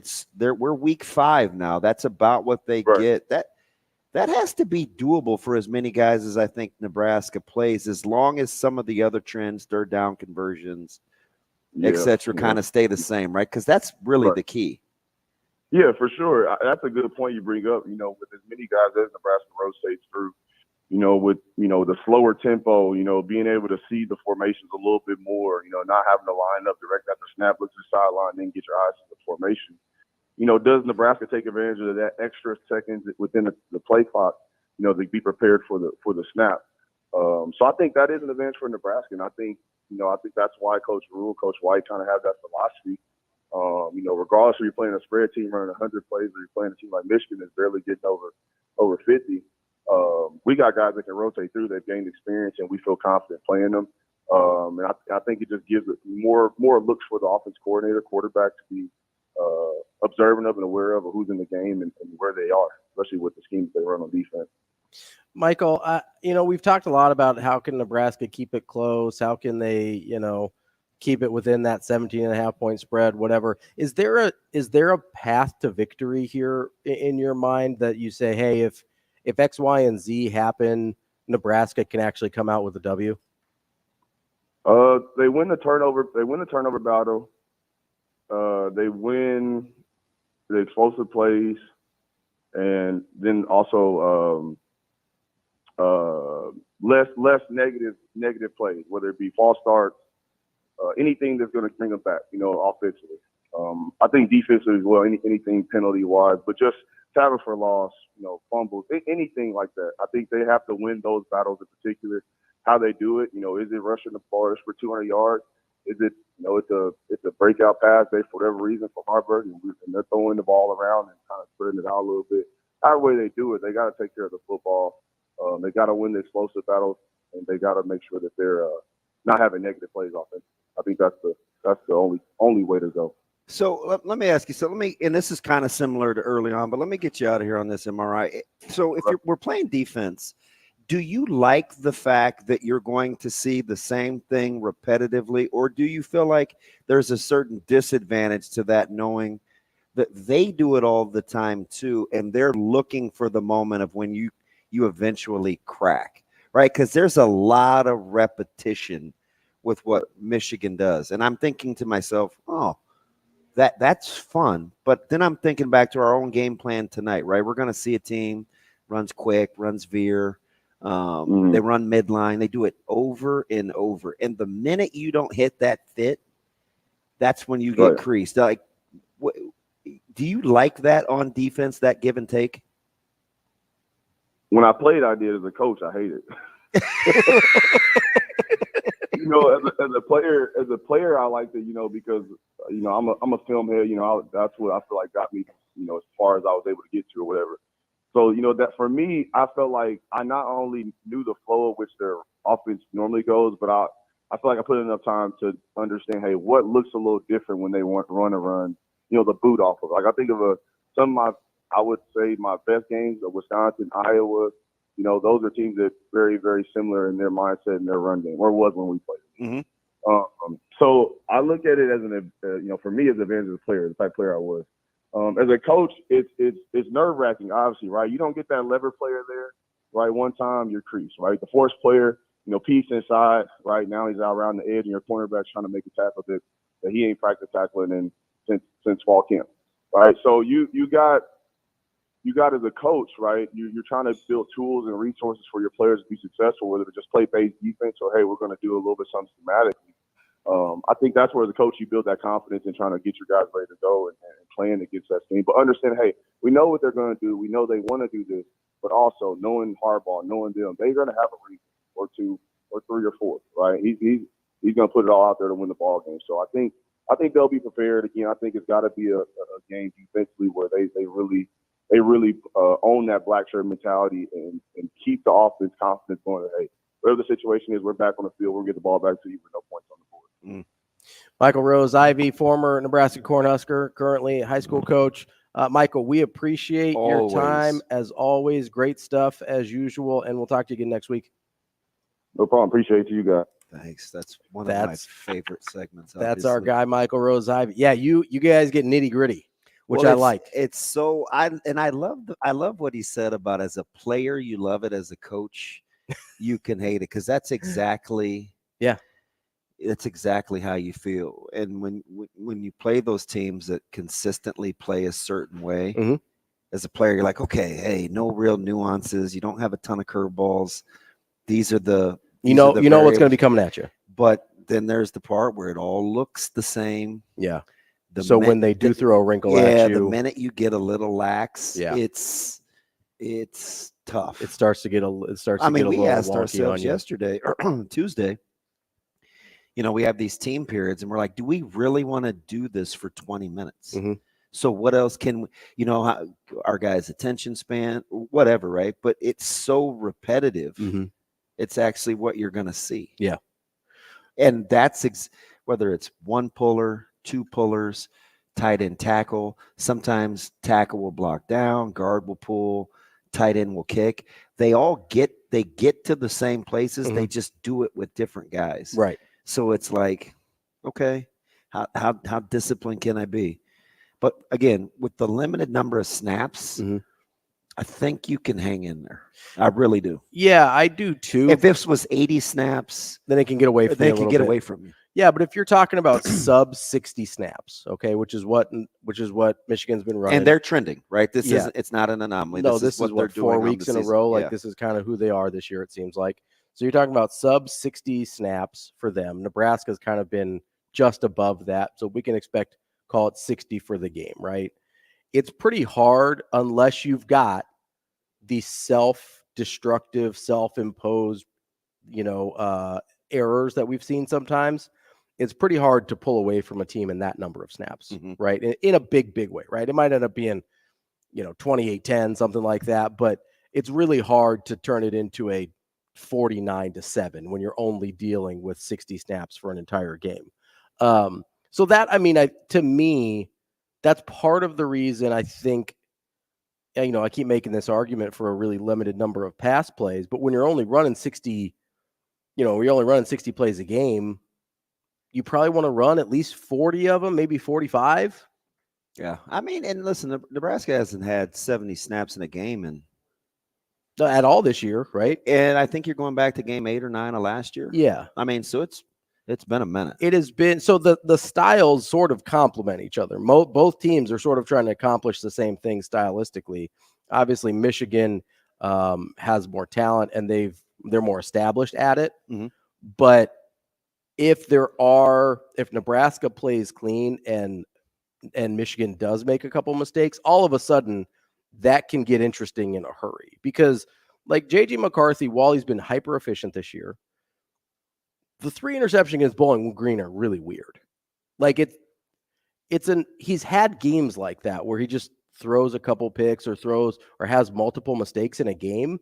And those are the games where you have to get them, right? Bowling Green obviously wasn't in a position to do that. And I think Bowling Green also, they packed the middle, right? Yeah. Like they played that game they played that game in between the hashes. Well, and that's where JJ McCarthy struggles the most, right? Because in the hashes or outside the hashes, yes, throwing it deep outside, right? And I appreciate Husker X's Nose on Twitter sending me a graphic for it. He's a witch. To back he is. To back up the things that I thought I had seen on tape. Totally weird, like and the things from last year that are still there, right? They're like, oh, he cleaned up the passing. And it's like, not on the outside, he didn't. Like the deep passes on the outside, he's always been a little off. Mm-hmm. And so if you can force the shots there, like you might be in business in terms of limiting their big plays. I think if I'm being super myopic, I hope that, like, because he does have that big arm. Mm-hmm. Remember we were talking about are quarterbacks cool with limited opportunities? I don't think he's cool with limited opportunities. I don't either. I think he wants to take his shots. I think he thinks he's that guy and he wants to show people he's that guy. Fine Roman Wilson, fine 82, yep, fine 18. So we'll get more into this. I've got some questions about Nebraska's passing game for DB coming up next here on Benning and Lulla. We'll be right back in 5 minutes.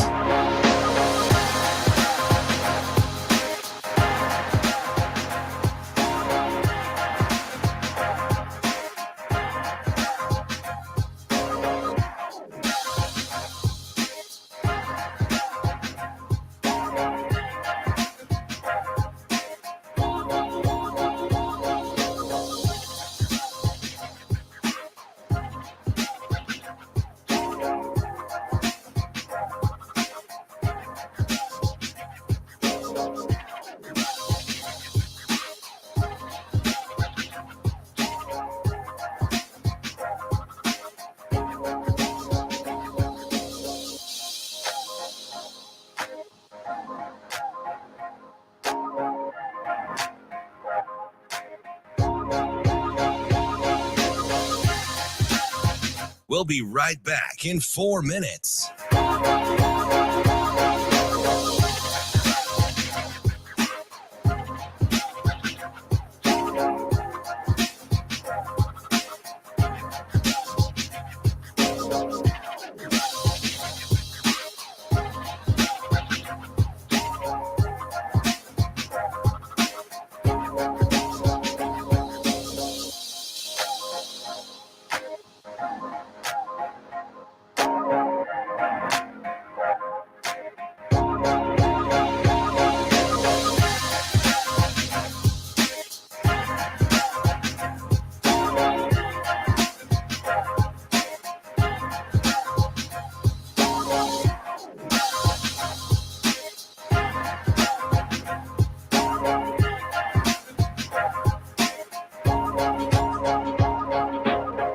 We'll be right back in 3 minutes.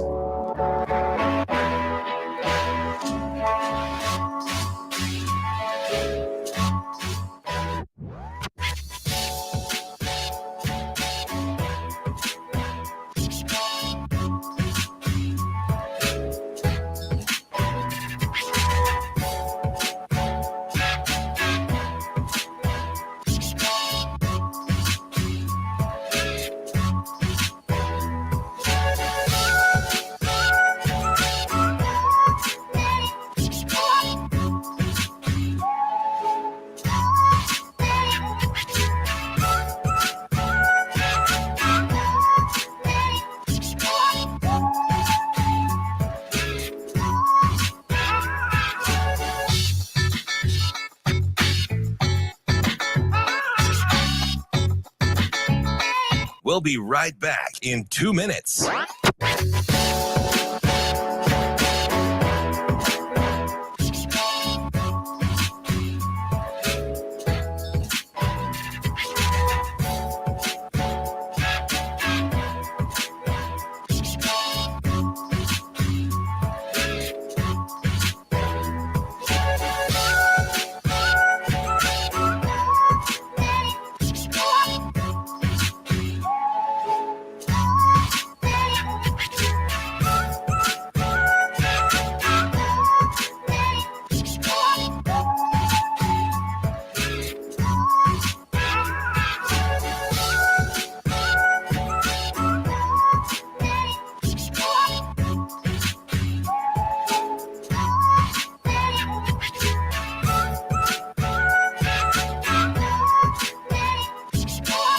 We'll be right back in 1 minute.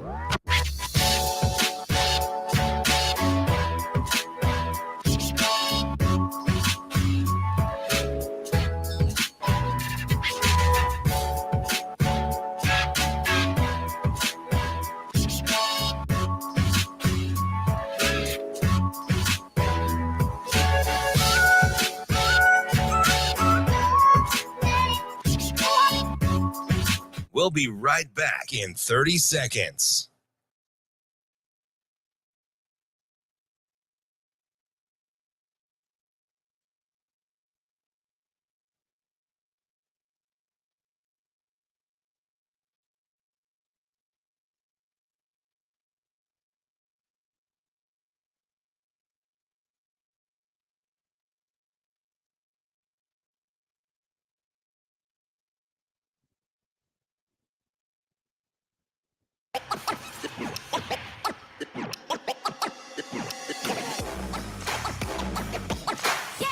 Hurrdat Sports presents the Damon Benning Show with Ravi Lulla.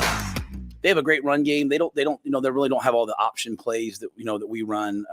But they do a great job of in crucial downs, going to a big power set, but then still reading the backside edge, and the quarterback will pull it, and JJ can run really well. So, luckily for us, because we're always seeing that, we always have to have a guy accounted, you can't just go diving down because you have the wing man to man. All of a sudden the quarterback pulls it and you're surprised. We see it every day. So I think we'll be prepared for it. Now, being prepared for it and executing it are two different things. It's really hard to place it. It's really hard to play somebody man to man, play the cutback if it shows up, and play the quarterback, right? That's what makes option football and zone read football so hard. So it's not the majority of what they do, but they do it at the right times. Obviously they have great play callers that get you on those moments when you're not ready. So we've prepared for it. Now we have to just go execute it. Halfway through the show here on a Breakfast Blitz Friday, and you can be prepared for the game too by going to Alumni Hall. They are just selection of apparel for the whole family: Adidas, Champion, Columbia, gifts, accessories, tailgating needs, whatever you got there. Always 10% off for UNL students, faculty, and military, as well as Hall Pass rewards for anybody to earn cash back. They got 2 Lincoln locations: P Street downtown or South Point Pavilion, or anytime at alumnihall.com. Alumni Hall, where Husker fans shop. Yeah, it's interesting listening to Coach Rhule. He's real time walking through schemes, and it's almost exactly what MRI was talking about, which is why I love the segments. And he's a total film head. Yes, so it's beautiful. But you can tell he gets in it, and it's like he's talking about counter, read, then pull, right? Where when he says pull, that's like where your backside, we call him, he's got lots of names. Sometimes he's like the mole. Sometimes he's like the CBR guy, like counter, boot, reverse, where you see it over and over and over again. And then all of a sudden you don't do it. And that's when it gets you. Right. And that's what he's talking about. So we heard Michael Rose-Ivey say, oh yeah, they've got guys upstairs that are looking for those few little breakdowns, like indicators, right? Yeah. And then you get the play calls in, and you heard Coach Rhule almost say the exact same thing, right? That's where the guys in the box, when you run such a system offense, because all offenses are a system, but their run game is one of those in which the more you do it, probably the better you are at it, which is why I think Donovan Edwards just kind of struggled a little bit, just because he's not the main. And he's kind of an improv guy. Sure. Right? Okay. It's hard to teach young guys to trust the integrity of the play. So like Anthony Grant last year. Right. Kind of too much improv. Yeah. Right. Didn't trust the hole, didn't trust the way the play was set up, where his spot was supposed to be to hit the hole, wanted to bounce everything Sometimes outside. you just have to kind of do it again and again and again, and then you can get, who's really good at that? Who's that? Amon Green. Okay. Yeah. Really good at understanding schemes. Well, and that's where you talked about yesterday, right? Like running backs have to be okay that not every play is going to be a big play, in terms of like sometimes when you're doing a system offense, when you're like doing it over and over and over again, like there's going to be a lot of 3-4 yard runs, and then maybe you break one for 10, 12 or 20. Right. But I think mentally, especially when guys are younger, they don't want to just take a 3 yard run. They don't want to just accept the 4 yard run, not understanding that down the road, taking that 3 yards now, taking that 4 yards now over and over and over again, not only opens them up for a big gain later, but also opens up the wrinkles off of that, which is what they fake and come off to. Which is what offenses like Michigan thrive on. Yes, absolutely. We've got some phone calls on the Warhorse Sportsbook hotline. Brett, we've got some has got some high school football takes from Brett. What's going on, man? Hey, good morning, fellas. Oh, hey, what's up, B? How are you? Hey, hopefully that 20 minutes of, our offense puts your guys to sleep and it carries over so you don't beat us by 100 tonight. You're the exact offense we're talking about, right? It's like that's totally what North Platte does. Well, what's great is the compliments, the play action pass, the counters are endless, and so it's really hard based off like a base 6-7 plays to really scheme, because you don't know what kind of counter they run because they're always set up even in a 2x2. Yep. But you guys were talking about high school football, high school recruiting yesterday, and just want to piggyback and comment on that. So rankings are tough, and like you guys talked about the offers. I think we've moved in such a day of age where we as in parents with kids pay to go get evaluated, and then those numbers are like a shiny toy that people look at and say, oh, wow, this guy's really, really good. Let's go look at him. And you get an offer.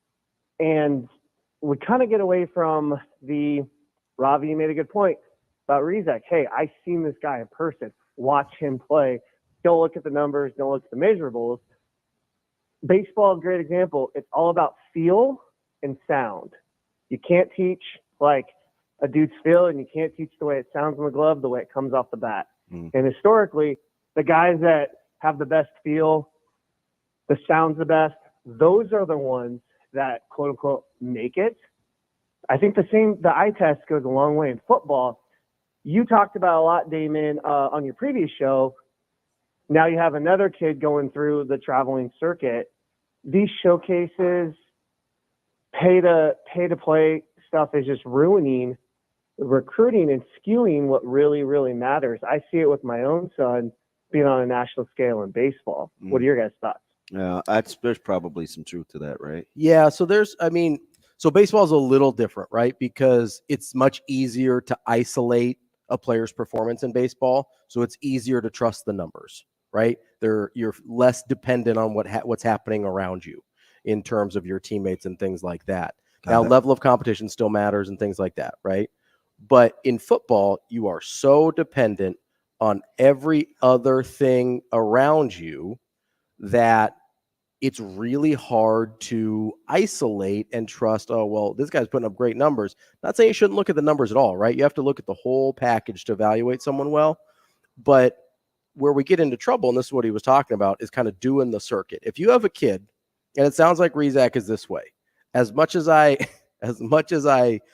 promote that this kid needs to get an offer, I don't know him at all, right? So, but it seems like he didn't want to participate in that portion of the process in terms of like the dog and pony show, right? And going to whether it was the camps or the 7-on-7s or things like that.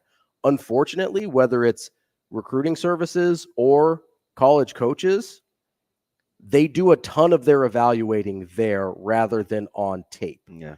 And I get why, right? Those all happen in the summer. It's not during their season. It's a little bit easier to get out to those places, right? To see those things when you're not actually playing football. But guess what translates worse to actually playing football? Not actually playing football. Right? So you're talking about like the camps, the 7-on-7s, all that stuff, right? It'd be like, I used this example with a friend of mine the other day. If you were evaluating for a basketball team and all you ever saw was half court 3-on-3, that would be a very incomplete picture of that basketball player. You might be able to pick up on some skills. You might be able to pick up on some physical attributes, but you're not going to have a great idea of how that guy actually plays basketball, right? That's 7-on-7. No self-respecting college basketball coach in the world would ever make a majority of their evaluations based on half-court 3-on-3 basketball. Yet, we're totally okay with it happening in football. That's bonkers to me. Yeah. I mean, I get it a little in terms of 7-on-7 because I think route running and there's value in it. There's some value. It's what I don't know reps measure, right? Because I don't know like the exact weight put on it, right? Now I've seen some guys thrive and flourish and get offers from playing 7-on-7 and I think the recruiting services put a bunch of weight on. Can't play a lick of real football. Yeah. Like I have seen that. Yes, that's the thing that happens. But everybody that plays 7-on-7 doesn't mean they can't, right? That they're not good football players either. 100%. Just like if you're really good at 3-on-3, you might really be good at full court basketball too. Yeah. But it's not a great translation from one to the other. Yeah, definitely not that linear. And it's probably more recruiting services than coaches, but I do think coaches rely on it too much because it is easier to see guys there. Yeah. Right. It's not during your season, but I also think that's why, where you see guys get offered and they haven't played any real football. Yeah. Or they haven't even made varsity yet. Right. Yeah. Like that's a thing that happens all the time. And you're like, wait, he's not even the starter on his high school team. What's happening here? Yeah. It's like, oh, he looked great at this camp. It's like, oh, well, next time let's play football in shorts. Is that no? We're not doing that. Not doing that today. You can't, not unless it's a Thursday and you're in a run through or something. Coming up next, we're going to talk some boxing. Big Canelo and Charlo fight coming up this weekend. We'll talk to Steve Muehlhausen of DAZN here on Benning and Lulla.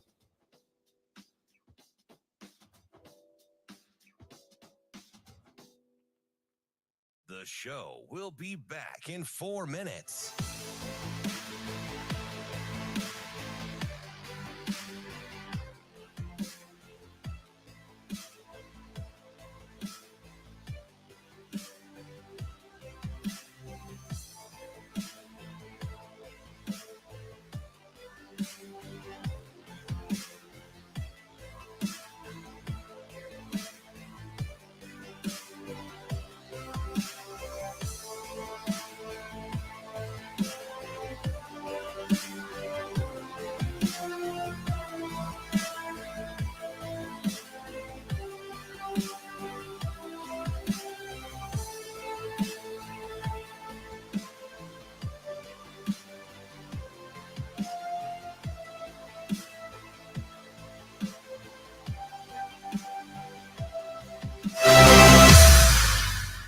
The show will be back in 3 minutes.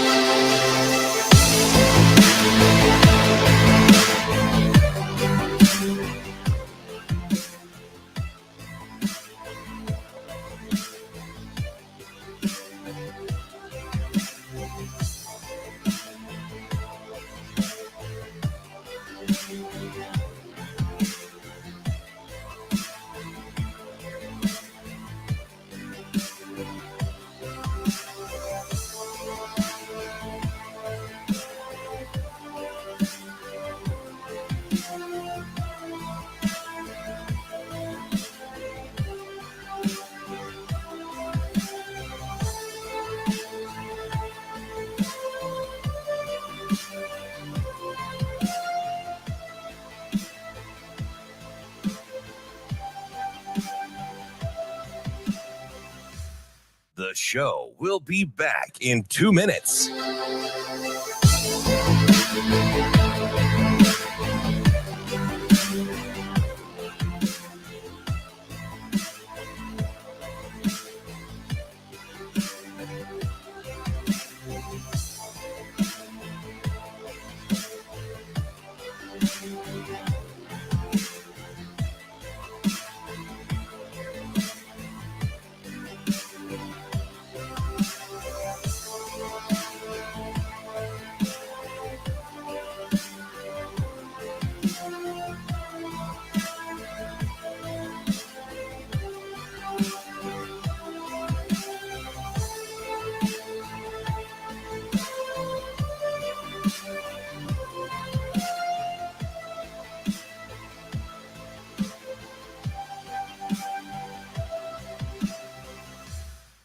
show will be back in 1 minute.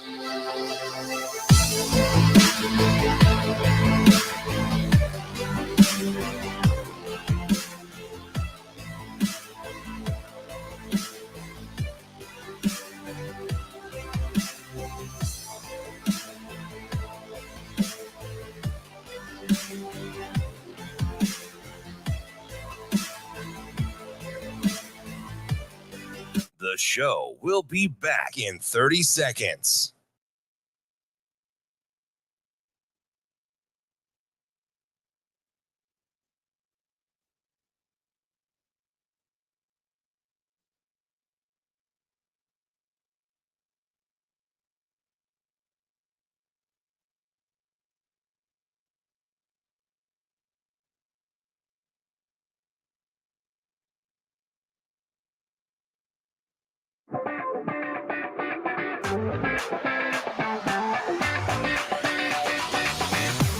Hurrdat Sports presents the Damon Benning Show with Ravi Lulla.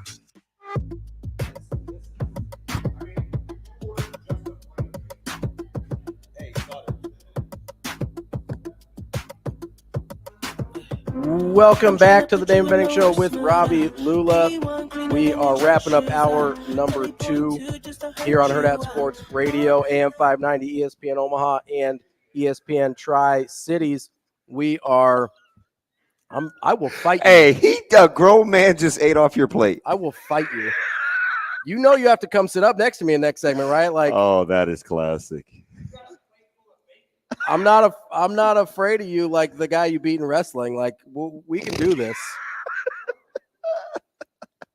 I don't think he wants any. We're talking. No, he didn't. Speaking about fights, we've got Stephen Muehlhausen here. There from he is. The Zone. Stephen, how are you this morning? Man, this is a special one, guys. Our Crawford's not fighting and we're 10. It's a big fuck weekend. Listen, full disclosure, Robbie, yesterday, because he goes, I'm just telling you, DB, I'm going to find a way to sneak in a Bud Crawford question. And I was like, no. I'm definitely going to. Just wait for it. I love it. Hey, no, I'm always down to talk Bud Crawford, the pride of Omaha, Nebraska. That's right. There is another reasonably prominent fight this weekend. I don't know if people are familiar with a guy named Canelo Alvarez. He's got Charlo this weekend. Obviously, that's the big fight. As we go into this one, let's just jump right in. What are some of the things you're looking at here? Obviously, Canelo's been on a really solid run recently. What are you looking at in terms of key indicators in this fight? I want to see how Charlo takes a hit at 168. Okay. You know, there's a big difference, guys, from getting hit at 154 and then getting hit at 168. And people be like, oh, you know, look at the size difference between the two. That means very little and much of nothing if we're really being completely honest about it. If you look at Canelo Alvarez, he's got no reason to be competing at 168 pounds. He had no reason winning a light heavyweight title when he knocked out Sergey Kovalev. It's all about getting to the weight class, impacting, conditioning your body to that weight. Canelo's been getting hit by guys at 160, 168, 175. I know he trains with cruiserweights. He trains with some heavyweights. He's absorbed getting hit by guys that have, in a fight, that have weighed up to 190 pounds, 195 pounds. Jermell Charlo, as great as he is, has never experienced that. There is a big, to me, that's the biggest key to the fight. How is Charlo going to take that first big shot from Canelo? We already know how Canelo's going to react. He's got the granite chin. I'm not worried about Canelo Alvarez getting hit at all. If he gets hit, he's going to stand right there. He's not fazed by those big shots. Yeah, Bivol showed that. Even though he controlled him from distance, he still took good shots. You look at the Bivol fight. You look at the fight with Sergey Kovalev. You look at the guys he's fought at 168. This is the weight class for Canelo Alvarez. He is the king at 168 pounds. He can even go down to 160 and still be the king at 160. This is the weight class he likes. He feels very comfortable. And the scary thing, guys, he's now 100% for the first time in over 2 years. This is. I didn't like Jermell Charlo's chances when this fight was announced. I don't like his chances worse now. Just so you also look at the press conference. That's not Jermell Charlo. Charlo is trash talking. He's been trash talking Canelo Alvarez for a very long time. It's easy to talk when you're doing interviews with the media, you're doing media scrums, you're promoting other fights. But when you're face to face or right next to the guy you're talking smack about, you learn a lot about an individual. I think the moment has already gotten to Jermell Charlo. He needs to get it in check very, very quickly. Because what I saw on Wednesday, and from what I was told, because we're airing the fight in the UK and Ireland, and talking to my crew that's out there, a very un-Jermell Charlo-like, more respectful. You could say cognizant of the moment, but I think the moments hit him of, holy crap, I'm about to be in there with Canelo Alvarez. The sky is right here. I may be bigger, but I think I bit off a little more than I can chew here come Saturday night. Stephen, where do you think, and I've been tough on Canelo, so full disclosure, I've never really been in love with him as a fighter, but listen, he's fought everyone and has made no bones about it. Where do you think he lost some of the shine? I felt like he was kind of left for dead after Bivol. He went from marketing, money-making machine to kind of, he's got another fight. Like, do you get that sense? What happened with the star-studdedness? Is it still there? Am I misremembering? Or is there something to it?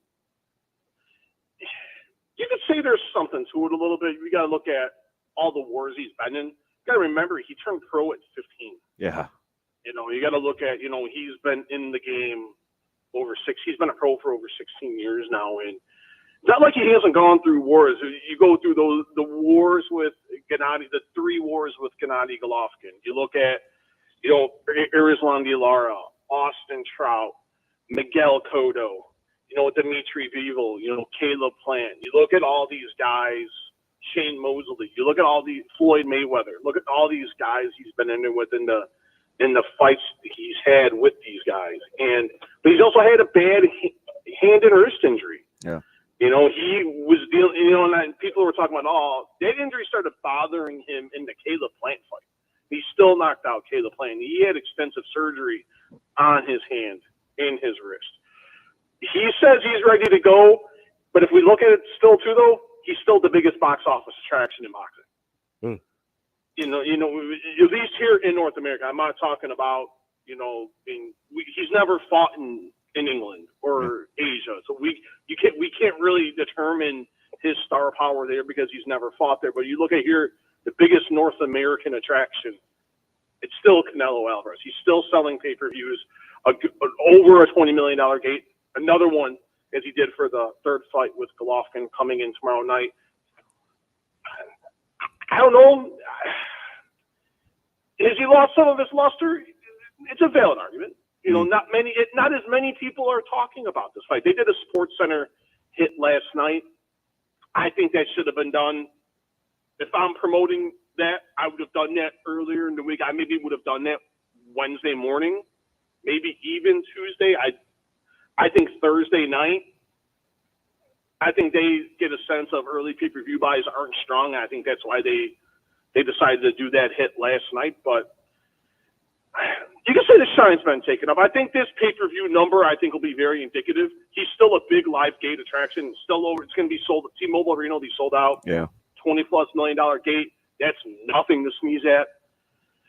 But I think the pay-per-view buy rate, will show what star power is left of Canelo Alvarez. Because the fights he had on DAZN, like the third fight with Golovkin was good. It underperformed a little bit, and there's no doubt about that, but he's still the biggest attraction in North America. And that's nothing to sneeze at when you're still pulling in, at minimum, 500,000 pay-per-view buys. I don't think that's really nothing to sneeze at in this day and age, considering, unfortunately, the world of piracy that we're in right now. So, but I think it's also the fact that, and you guys can attest to this, I think you just got to lower these prices. Yeah. So fans don't do it. Yeah. Yeah. Steven, I wanted to ask you, because you don't really seem like you're feeling Charlo in this fight, which is totally understandable. Totally understandable. He's coming off of a pretty lengthy layoff. Obviously, you mentioned the weight class change and not having experience there, even though he's the quote unquote bigger fighter. Is there a path to victory for him that you can see, or is like how shocked would you be if he found a way to take this one? I don't want to discredit Jermell Charlo. You don't become the undisputed champion in a weight class because you're no good. I mean, you don't just stumble into it. There's no Hail Mary Cinderella-like shots. He is a good fighter. Do I think he is elite on the level of Canelo Alvarez? Not many people are, but I don't see it. He hasn't faced the caliber in my mind. I thought he lost that first fight to Brian Castano as the world did. Yeah. He lost to Tony Harrison. No offense to Tony Harrison, but Tim Tszyu blasted him inside the distance. I don't really see it. He's got a path. He's got to work the jab early. He's got to use his footwork. He's got to earn Canelo's respect early, like Bivol did. Bivol earned the respect early on. If you get that respect early on from Canelo Alvarez, I think Jermell Charlo can be in a very good spot. If he just stands there and is just awestruck and he's not trying to impose his will, he's got good footwork. That's the one thing I think people underestimate. He's got a really good left hand. If he can land that left hand early, regardless of where it's at, body, to the body, to the arm, to the head, just land that left hand early and often. I think he can get himself into the fight, and that can give him some confidence if this fight gets into the championship round. I don't see it, and it's out of disrespect. I don't see that's his best path. I just don't think that's going to be enough to dethrone Canelo Alvarez and for him to become super middleweight, undisputed super middleweight. That's Steven Millhouse. I promise next time we're talking Ben, we're talking Crawford, we're talking the other Charlo. Steven, we're going to take advantage of your expertise when we get a little more time. All right, guys, and hey, it's going to be Canelo Crawford 2024. Let's do it. Let's get it. Let's go. Music to my ears. Steven Millhausen, we appreciate you. Thanks, Steven. Thanks, guys. That's Steven Millhausen from The Zone. Coming up next, we've got the guy who stole my bacon on the Hurrdat Sports Radio.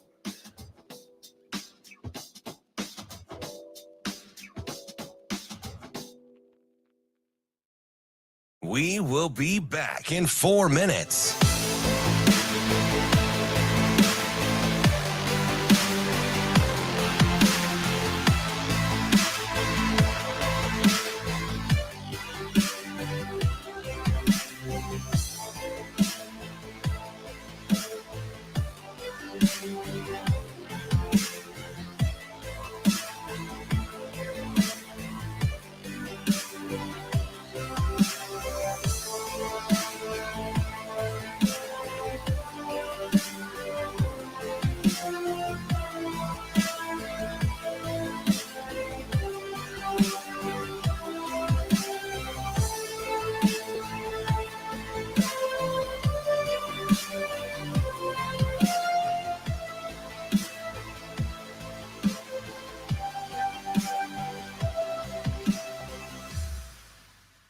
We will be back in 3 minutes.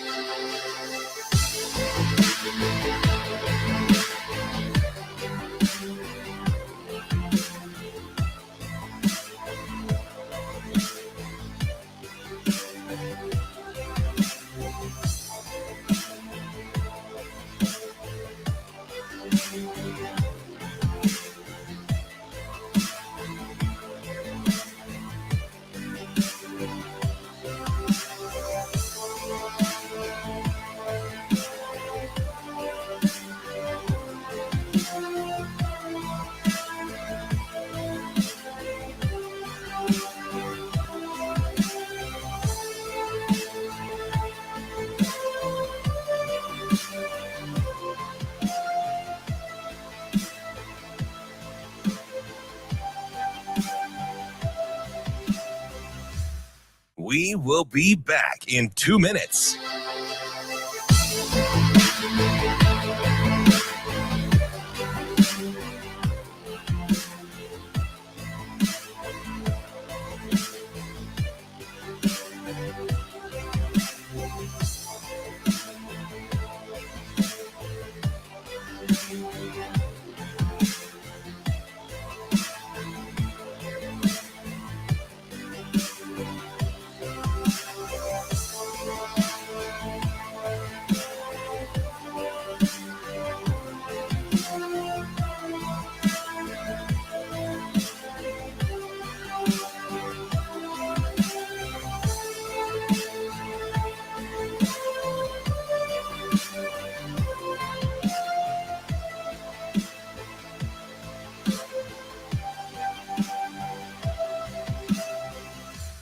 We will be back in 1 minute.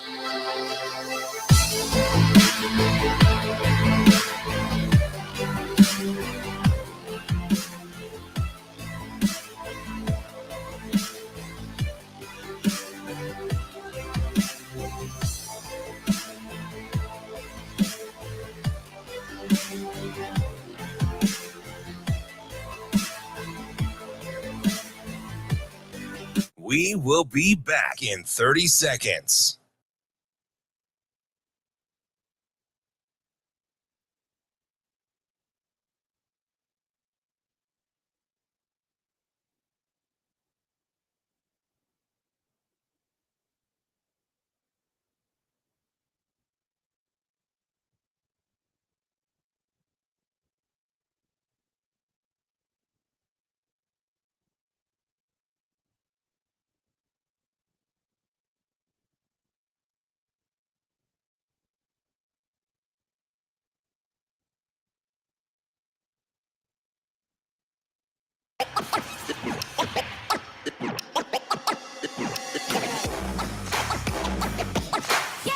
Hurrdat Sports presents the Damon Benning Show with Ravi Lulla. Oh, yeah, no doubt, no doubt. Mike Sautter. I would agree, Damon. Mike Sautter. Yeah. Mike Sautter. Oh, man, you're going to put me on the spot. Mike Sautter. Kicking off hour number 3 on the DB Show with Ravi Lulla. We are now on KFOR in Lincoln. Our friends in Lincoln. We're still on AM 590 ESPN Omaha. We are on ESPN Tri-Cities. I can't tell if you're giving me the side eye, DB, if you're giving this one the side eye. No, it's just funny that we're on now. On you can't. Can you hear now? Shane, can you get Sautter going? You good now? A little bit. There you go. Oh, there we go. I can we're hear here you. A little bit. A very little bit. You want more? How's that? No. Other way. That way. There you go. That way. There Are we good? There we go. That's good. While they're figuring this out, I want to tell you. The funny thing is we're on in Lincoln now with all the hullabaloo last night. Judging by what I've heard, I wasn't at the game, but judging by what I've heard, sounds like they're in the process of watching now. Yeah, it sounds like there was some controversial. A very good game last night in Lincoln. Sautter, why don't you tell us about it? I just know I found Jesus last night. Yeah, it's very good on your social media account. That's all I know. Yeah. I found Jesus, and maybe some other people should have found him too. Oh. So it got way too chippy. Give us kind of the Way context. too Like what chippy. happened? Like how did we get to the point where it was getting super Well, chippy? there was a choke slam on the sideline that wasn't called for a penalty, and that kind of started it. It's not ideal. And then there was like grabbing face mask kind of after the play, a punt return that didn't get called, and kind of shoving it, on kind of both sides of it. And both teams, you mean? Yeah. Okay. And like one of them was pretty bad. And then the one that was like the biggest one was dude's helmet got ripped off. And then he freaks out and wants to fight the whole sideline. Sure, as one will. Yeah. So I had a couple former players. So I knew it was. It got out of hand. It was interesting last night because this went well into like 11:30, and then a couple guys broke off super early phone calls this morning. And it's not that. I mean, I had to say this to Ravi earlier because I know I said this in the summer. I said it to Jacob a couple of weeks ago. I said, hey, listen, the one thing that I think I said appreciate, and people are putting, a couple of my former teammates are putting words in my mouth now.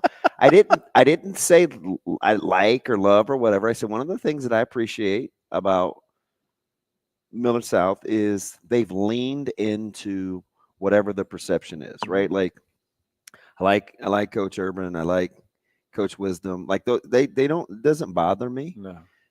But if you haven't seen it before, or you haven't been around it, like it can be a lot. It can be a lot.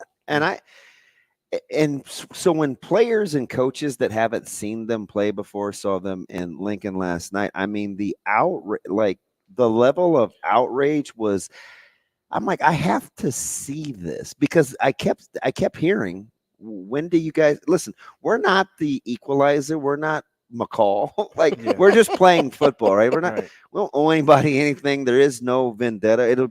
Whenever we play them, it will be, can I get that to go, please? Is that cool? Plate of bacon too. What is? I'm mad because Ravi got more. Ravi got a platter. I think Ravi has like 4 more pieces of bacon than I do. I had them until Sautter stole them. Ravi got a whole pig. I don't know, man. I have to see it before I react. When I just was surprised at the level of pushback. So I had a couple of people talk to me. One friend of ours. I guess we all know him. And he was livid. Yeah, and I was like, I don't really. It doesn't really bother me, because I kind of like the swag a little bit. The little like. I mean, it's got a different word, but.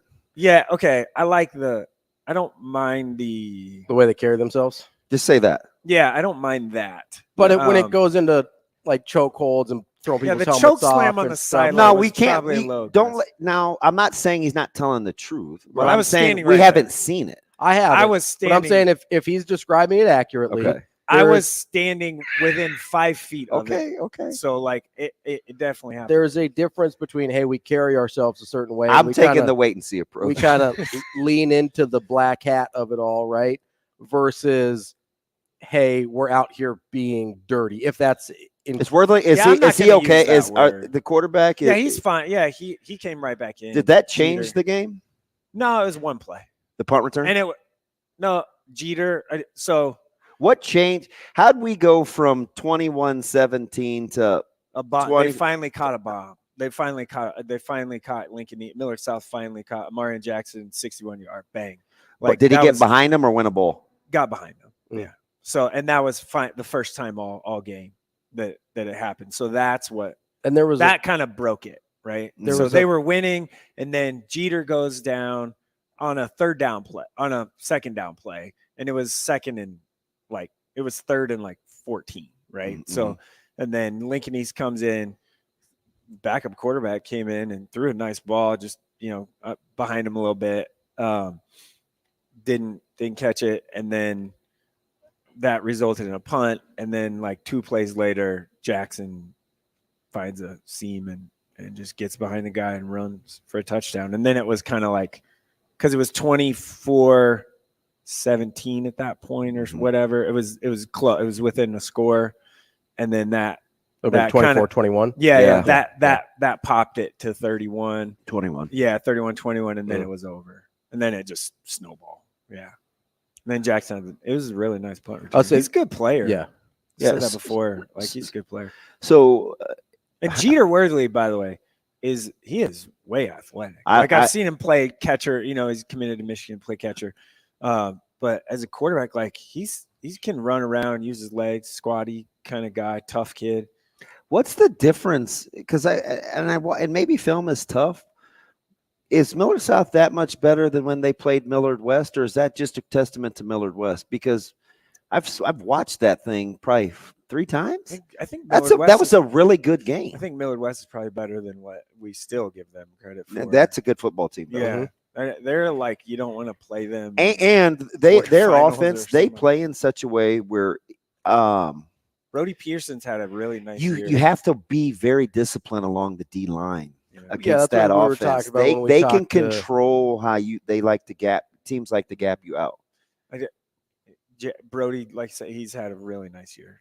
Kind of after so much, he got some Well, I think negative. the best thing for him, not only is he tough, but I think Coach Long has been really good for that offense because he's very smart as an offensive coordinator, and he's kind of calming. Bringing a little bit of that Millard South old, what they used to look like into Millard West a little bit. So, Millard West is something you don't really want to play them. They play Millard North tonight. That'll be interesting, I think. Millard North finally got the win. They have a little momentum feeling. We'll see. That score last week surprised me quite a bit. Yeah, over Southeast. Yeah, that catch you off guard? I thought Southeast. Well, I didn't think Southeast was better than that. I thought it'd be closer. Yeah. East is obviously, I think, clearly the best team in Lincoln at this point. They just don't have the depth. Last night, that's kind of what up front. They don't have the depth up front. They got really nice athletes, though.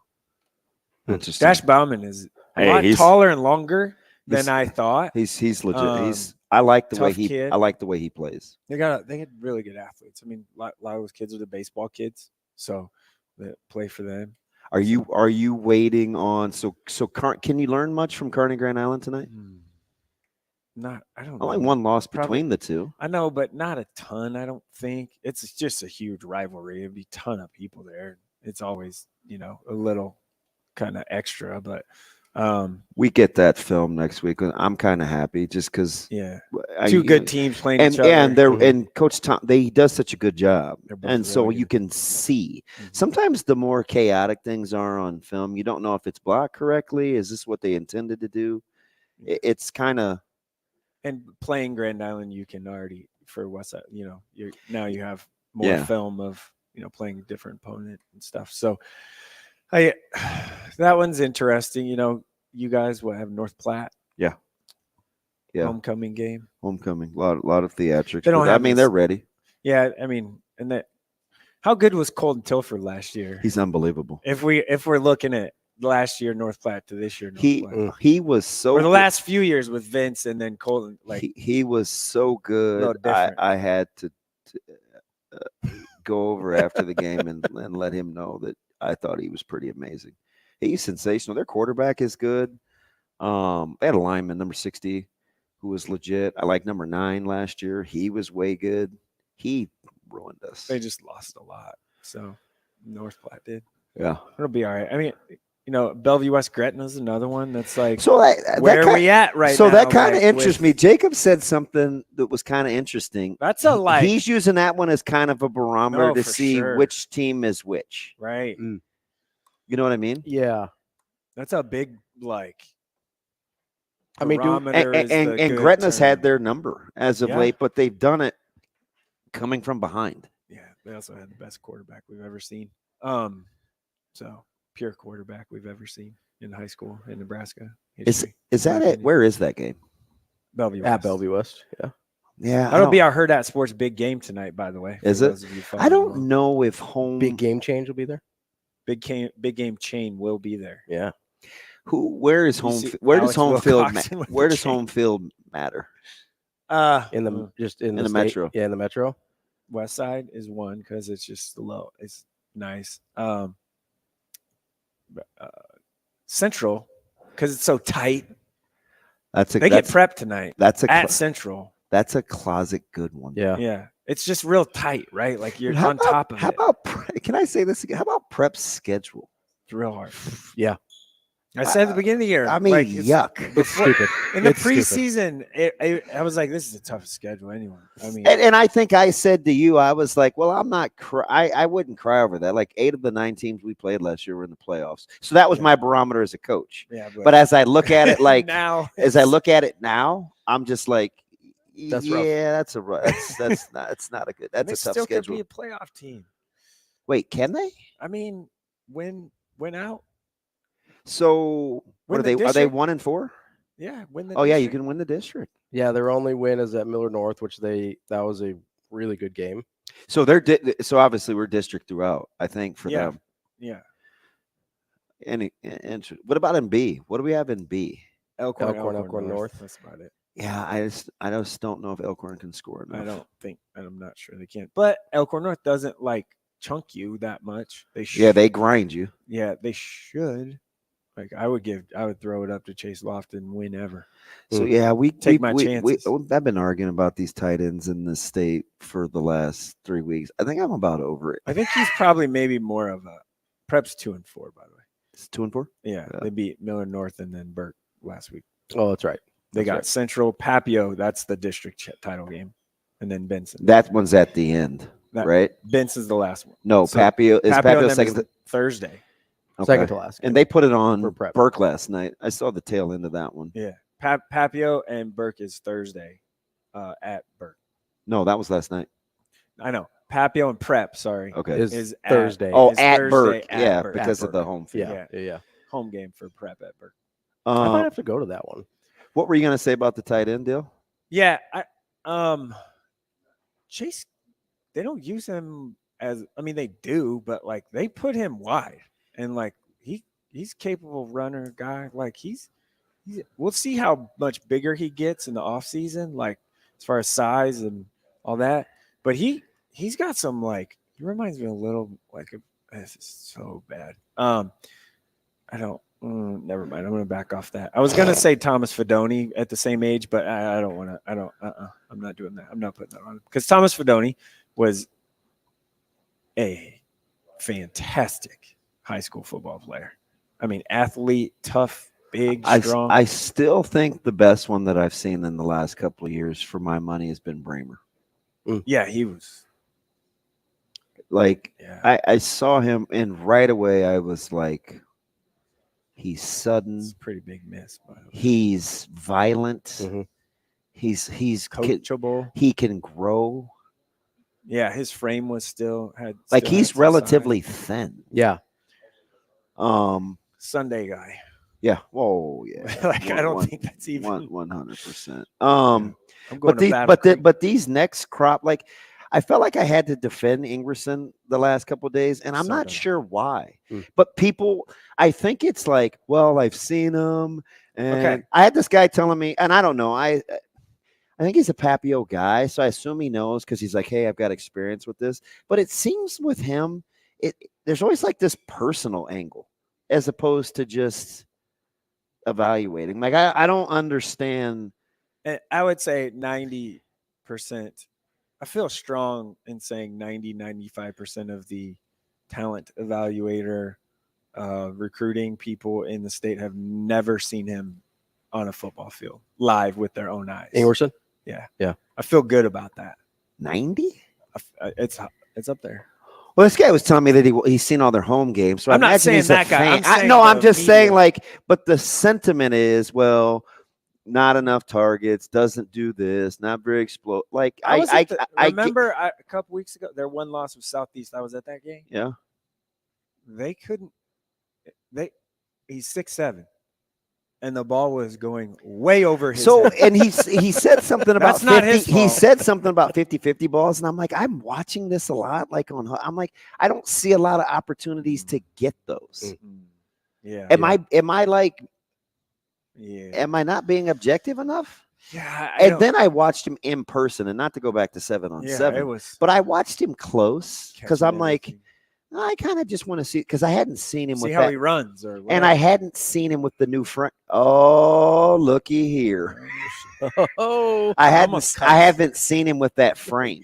Right? He was like, he's much more muscular. He's leaner, and I'm like, I kind of want to. I want to watch this. And I watched him just drill guys. You know, obviously, no, he's great. Robbie, I watched him against Miller North the first week of the season. He was going up and getting the rock, and I was like, okay. Well, and I will say this about him too is, like, everyone's talking about, he can be a tackle. Yeah, maybe, but like, hey, they recruit him as a tight end for sure, no question. Yeah, like they want. If he played anything else, it would be defensive end. Defensive end. Yeah, that I was just gonna say.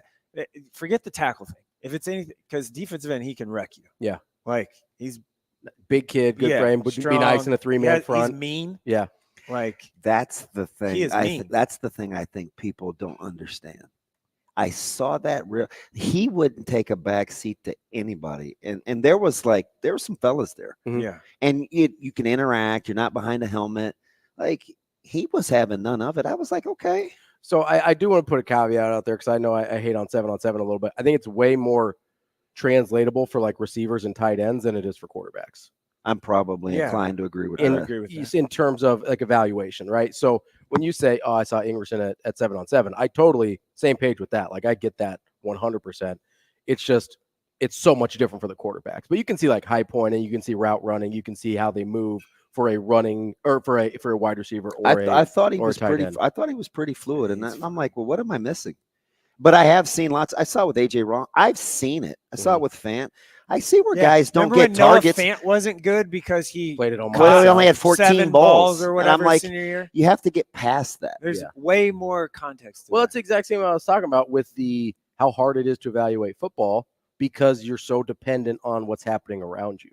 Oh yeah, with the analogy, earlier. Right? Like whether it's because Brett called in talking about baseball. Baseball's super easy to isolate. Football's not like that. You've got a guy who is a no-brainer talent in Noah Fant that people were people didn't think easy he was Sunday talent, right? Yeah. Like the first time I saw Noah Fant catch footballs, it's soft. It sounds different hitting his hand. It's like that guy. And I remember this was back in my former life, and I remember our coordinator, Mizey, goes, wow, he's deceptively fast. He didn't even catch the ball. It was overthrown. Yeah. We just watched him go get it, and I was like, that's probably not going to show up in the stat sheet as other than an incompletion. Right. But just watching him run, I was like, God, he just pulled away from us to go get that thing, and it was still overthrown. Like, those are things you can't really, you don't see in a box score. Yeah. You're not going to look at numbers like that, and but say, I "Oh, stored look it at in the Rolodex, and I remember that's one of the I seldom keep like real receipts, but that was one of those texts or tweets that I saved when I was like Sunday guy, and you guys were like, oh, and I was like, we'll come back and see this one in about 3 years. Yeah, and what do we know? He's still playing. You know what's funny about all this stuff, and maybe I do it too, but when people. They love telling you when they're right, but when they're wrong, they never admit when they're wrong. Oh, yeah. People that do this stuff for a living like me, and I probably am guilty of that too, but I probably need to be a little more like, hey, I missed that. Yeah. Yep, I was wrong on that. Well, some positions are just hard to evaluate, right? O-line is obviously pretty easy, but I think tight end is tough too. I was telling Robbie, it's sneaky high on the list for me in terms of. Does it depend on what system you're running or how you want to use them? And like that kind of matters. I think I can see running backs. Quarterbacks are tough. Quarterbacks are tough at every level. That's why there's such a miss rate, right? And sometimes I even think running backs can be tough. Yeah, it can be. But I like doing it just because it's not about holes. Here's for my me question: Have we settled on who the best running back in the state is yet? Senior class. I don't know. Think so. Boyle, maybe. Maybe. I don't know. John Mez is having a good year. He's really gifted. Yeah. So, but I'm spoiled because I see him Peyton every day. Prestito had 4 touchdowns. I'll say is Prestito senior. Listen, I see. You should see. Prestito's you should see John Mez's work ethic. I'm just saying, like those are the names, right? Yeah, I think so. Yeah, we're gonna need him as the season wears on. He's kind of like the great equalizer. He's just got a lot of versatility. So and he's fit. I'll say he's in really good shape this year. Yeah, finally, he is really fit. He's not like maybe a healthy feller. Yeah, they're hoping to have him back soon. I saw him last night. Well, I'm everybody gets saved for us, so I'm assuming he's probably about 2 weeks out. Are we talking just maybe Metro? Maybe that, or maybe like playoffs. Even it's kind of. Yeah, we'll see. I don't know. I wouldn't. I cheer for him because he's practically family. I wouldn't push that if I was them, though. Yeah, because that one game doesn't matter until one game. Yeah, I'm with you. Before we run out of time here, and got Molina maybe. Yeah. Where are you headed out this tonight? I will be in Battle Creek. Okay. What time are you leaving for that? Now. The whole Hurrdat crew is like, now. It's only 2 hours, man. Like 4-ish, 3:40, 3:30. So who's Battle Creek got? Battle Creek, Norfolk Catholic, two Okay. undefeated Class C2 1 and teams, 2? number Just- 1 and number 2. Just drove out that way. And it is it's not a fun drive. Not my favorite drive. Yeah, it is. I feel like I should just go to Columbus and up instead. A little farther though. Yeah. But no, it's a huge rivalry. Yeah. Like you talk about like the love-loss part.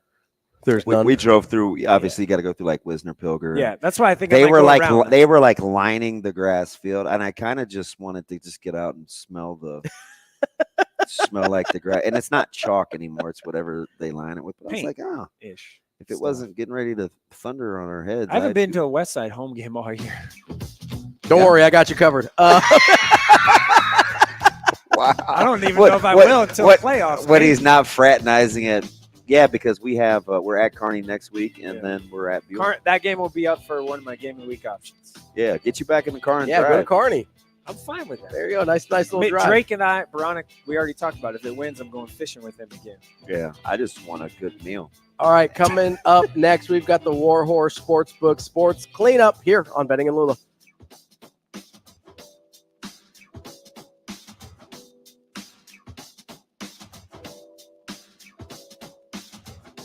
We will be back in 5 minutes.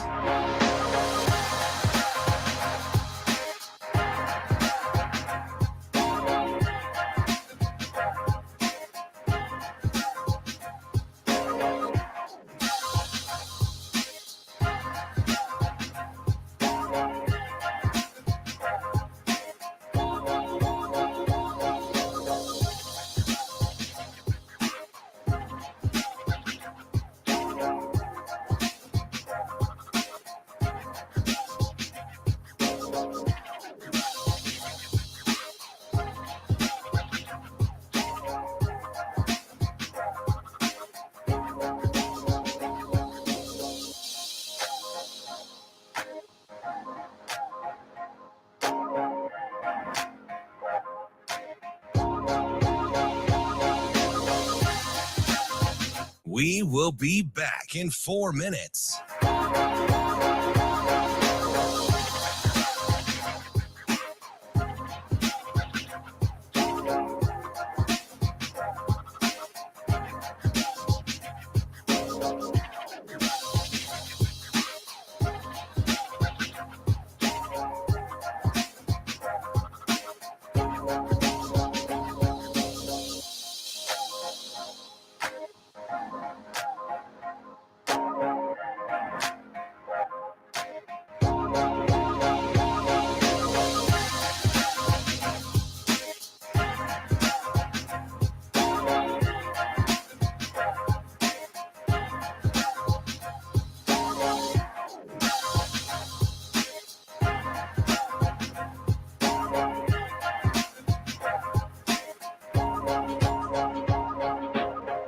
We will be back in 3 minutes.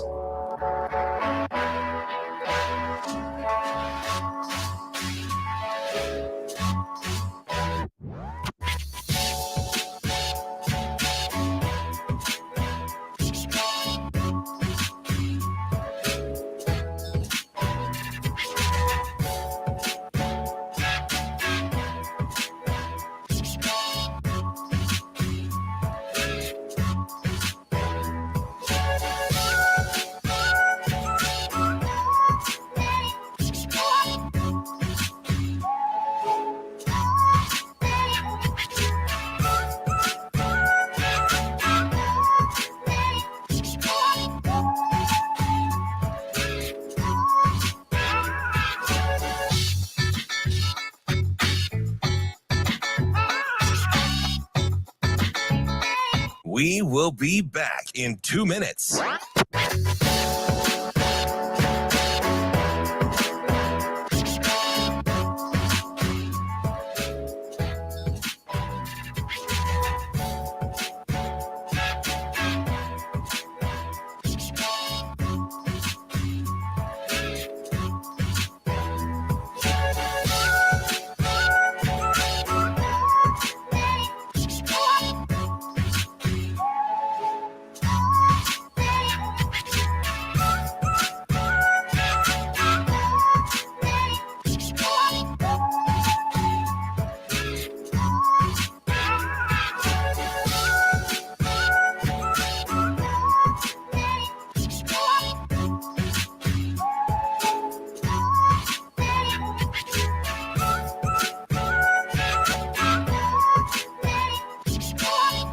We will be back in 1 minute.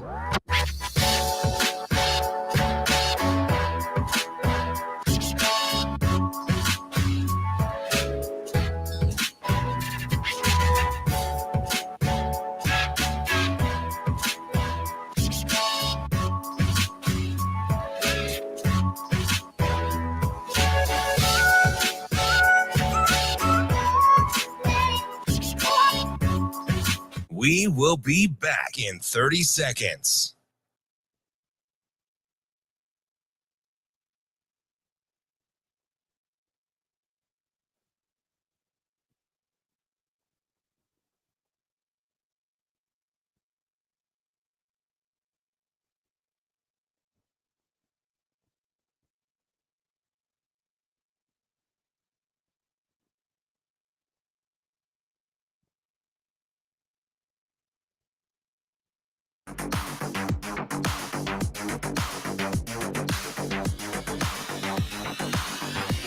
Hurrdat Sports presents the Damon Benning Show with Ravi Lulla.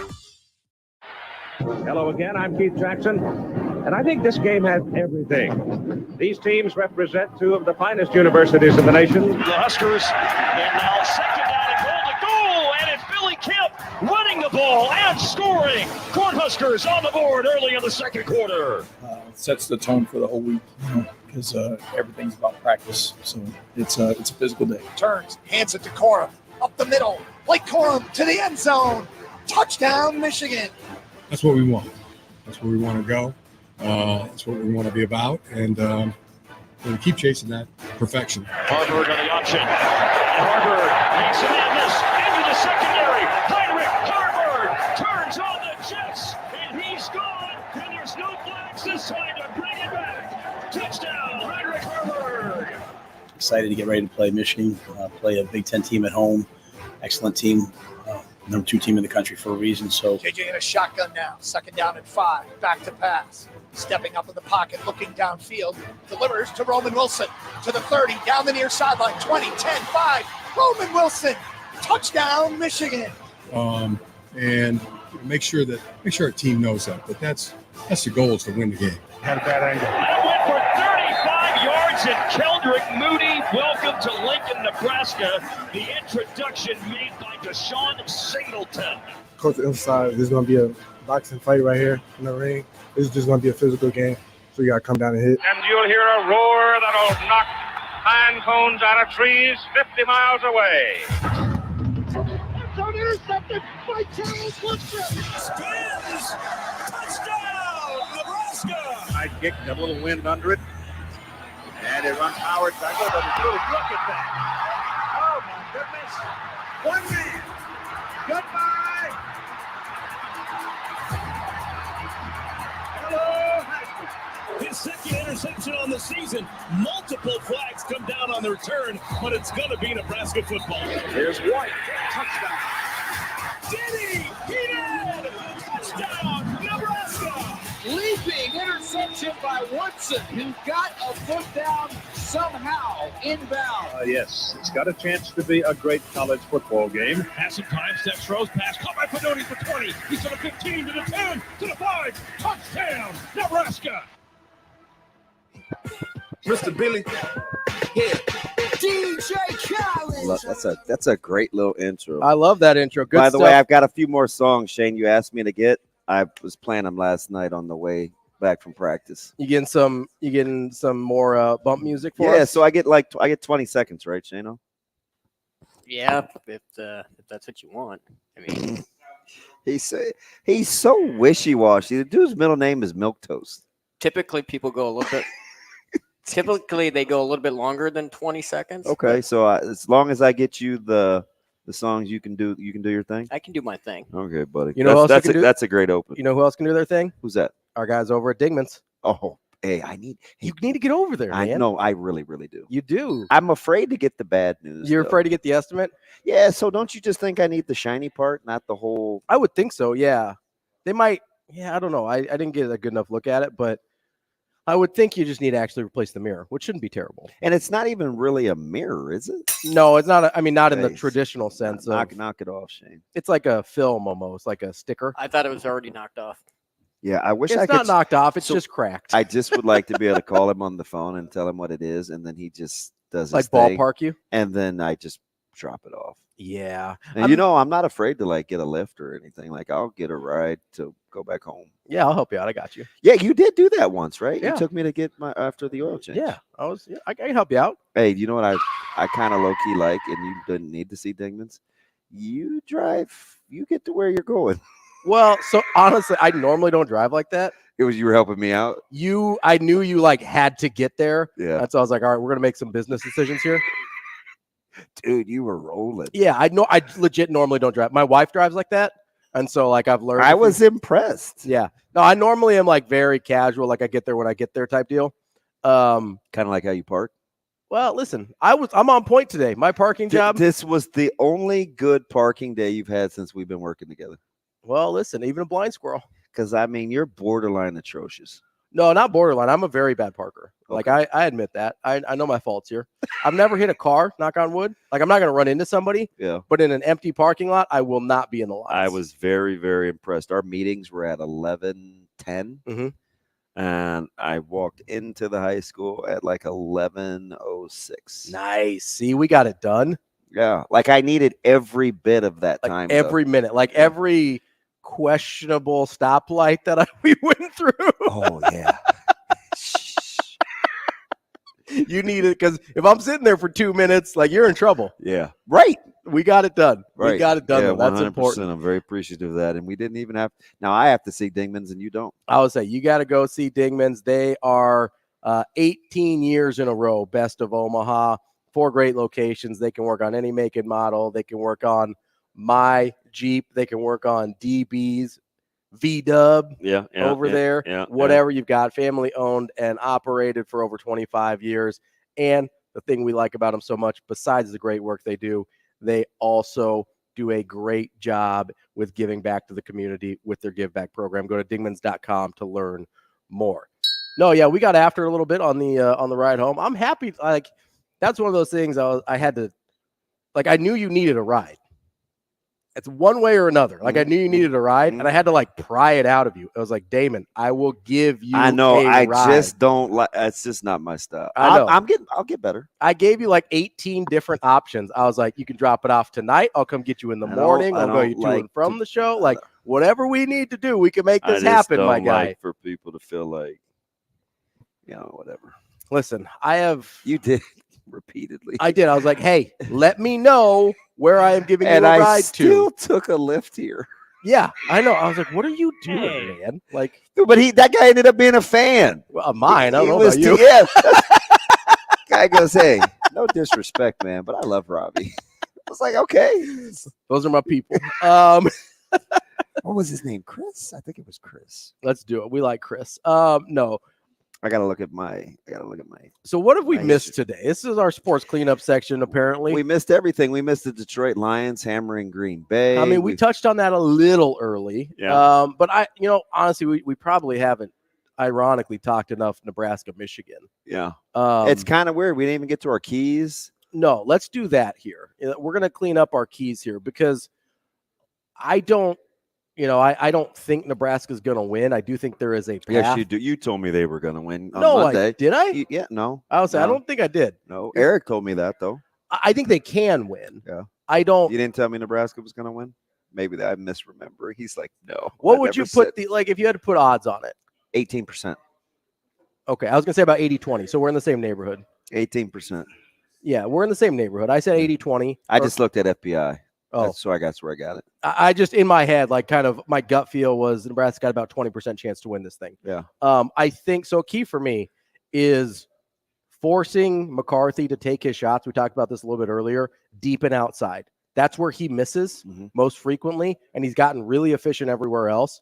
But he still is not great deep and outside. If you can force him to take the shots there, kind of use the sideline as your bracket rather than. Is this still courtesy of Huskers X's and just the numbers were. My eyes thought they were telling me that, and then he confirmed it with the chart that he gave me, which I really appreciated. Can you imagine he and I like watching an actual game together? How long do you think that would take to get through? 12 hours. Because he's an all 22 guy. He's like, he listens to a ton of podcasts. Yeah. Like he is like all in. So I do the podcast thing. I try and get as much information about that stuff as I can. What I'd like to do at some point, I'm going to invite myself here and I'm going to do it on air so there's no more pressure on you. I would love it if after the season we could like sit down and do like a film breakdown, right? Yeah, well, we could do that. Because I know how to do that with basketball. That's never something I've really done with football. So I'm just kind of trusting my instincts and my eyes on what they're telling me. Yeah. But I would love to like get it from a coach's perspective of like get that breakdown, right? That would I think would be super useful. Because even when you're just like drawing on napkins for me over here, I'm like, do ask the right questions though. yeah, I know what to look for, but Right, a lot of you're it's like terminology for me. You're like, hey, or, did they call that a skinny or right? Like I like that. A lot of it's I don't know the terminology because I didn't play, right? So I would just love that. And honestly, I think that would just help us even get better for, the people that we're talking to, right? And giving good ideas there. But did you like how I tweeted out that we were totally armchairing? Oh yeah. Well, that's Michael Rose-Ivey real time. That's the job, right? Because I just wanted people to get a visual. Yeah. Well, and we did that when we were doing against Colorado with the nub sets, right? Yeah. We tweeted that out. I think people really like that. So I think there is an appetite for it out there. There certainly is on my point. What 3 keys? I'll give you 3. Yeah, let's go. You got to convert over 45% of your third downs. Okay.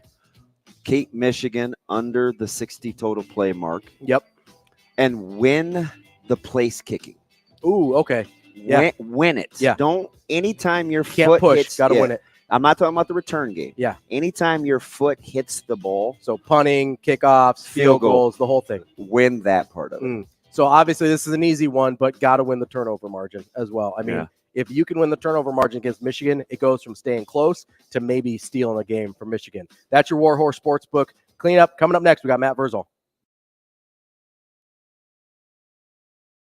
We will be back in 4 minutes.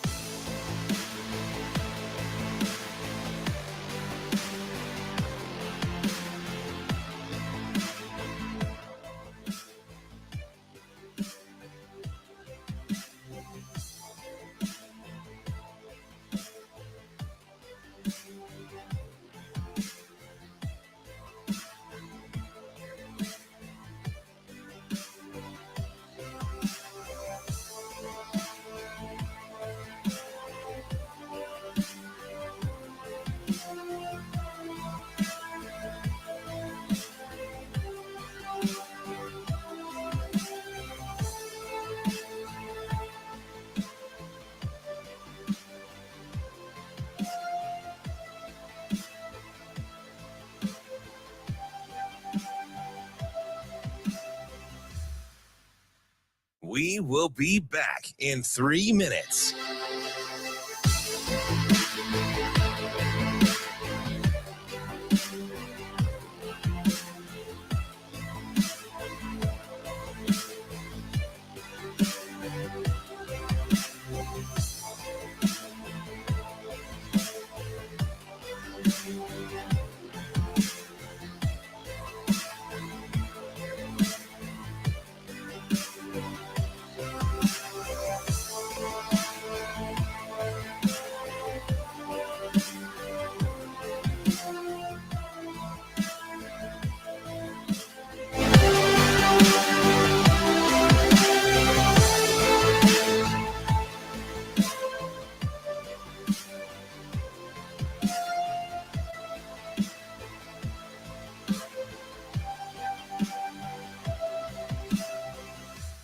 We will be back in 2 minutes.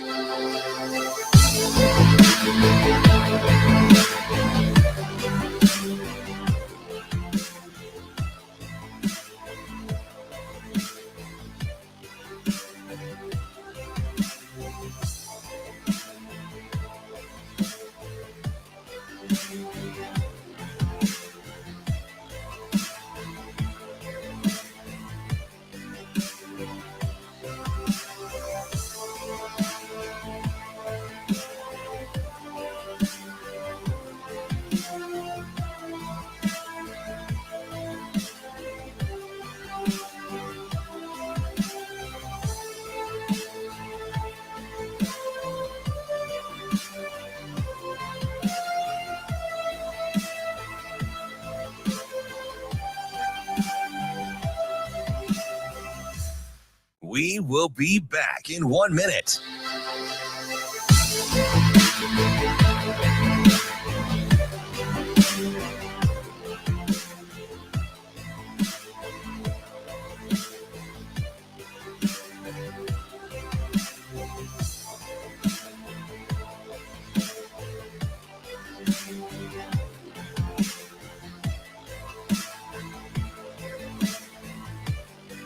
We will be back in 30 seconds.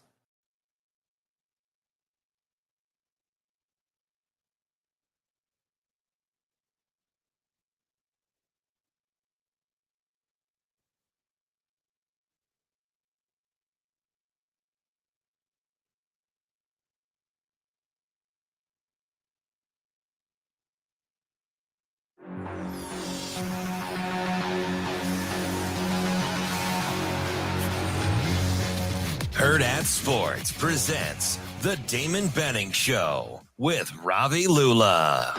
Now let's find out what Matt Vrzal is better at, telling stories or making pizza. Matt.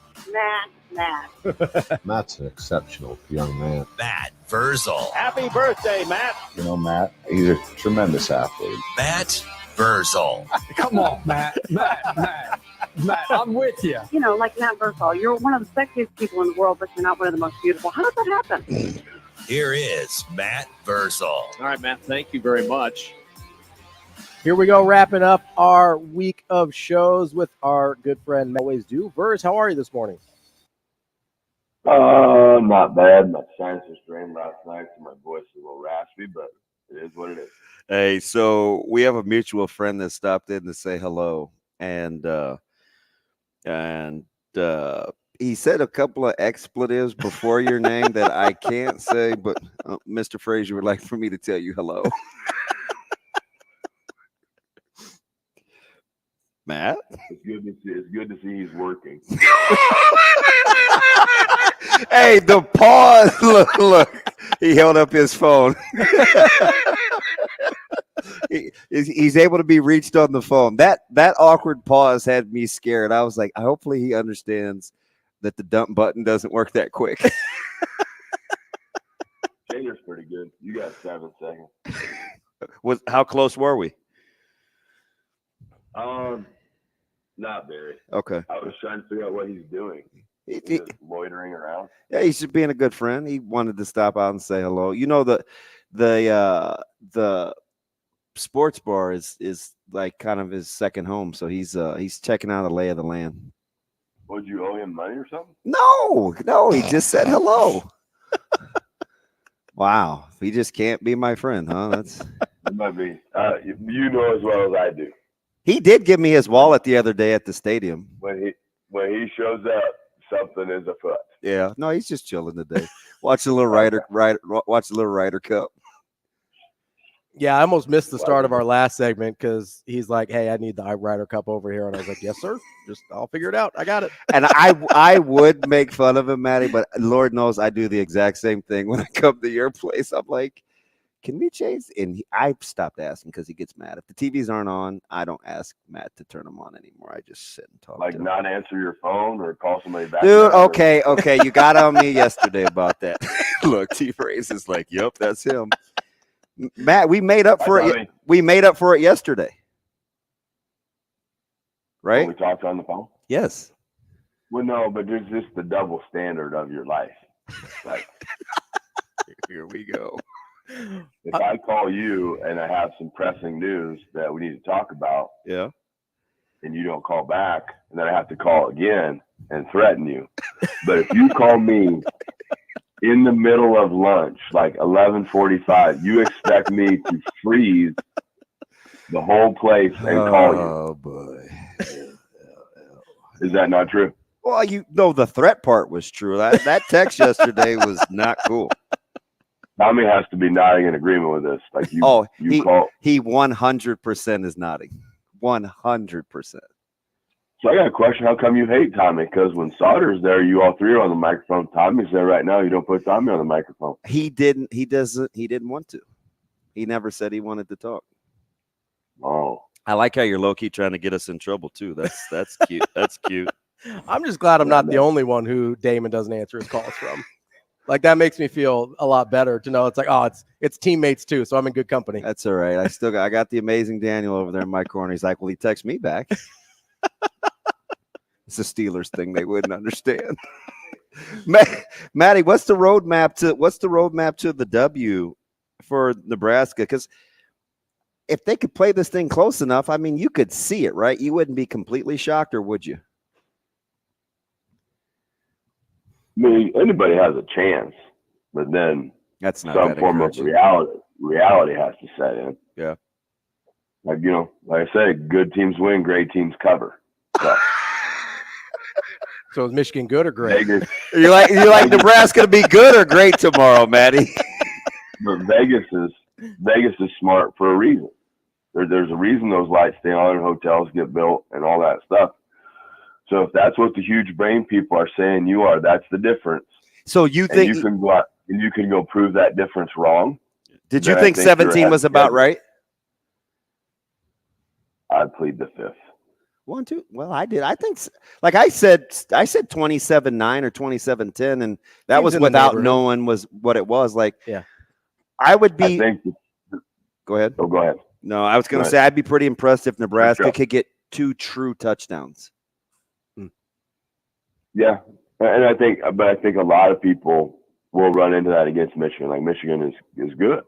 Yeah, but they've built, and that build was slow. They were getting very antsy with him. Mm-hmm. But he stayed the course, and their defensive line and their offensive line are monsters. Like, they are nightmare fuel. And as when we played Colorado, you saw the secondary realize that their D-line was kind of getting worn down, so they took some chances. Now you can probably see the defensive line potentially being worn down in this game just from volume of play, right? Because now you're playing against dudes.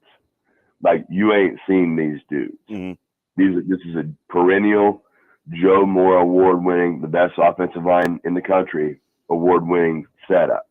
Like, they are rinse, lather, repeat. Man. And our guys are going to have to do a good job of getting on and off of the field.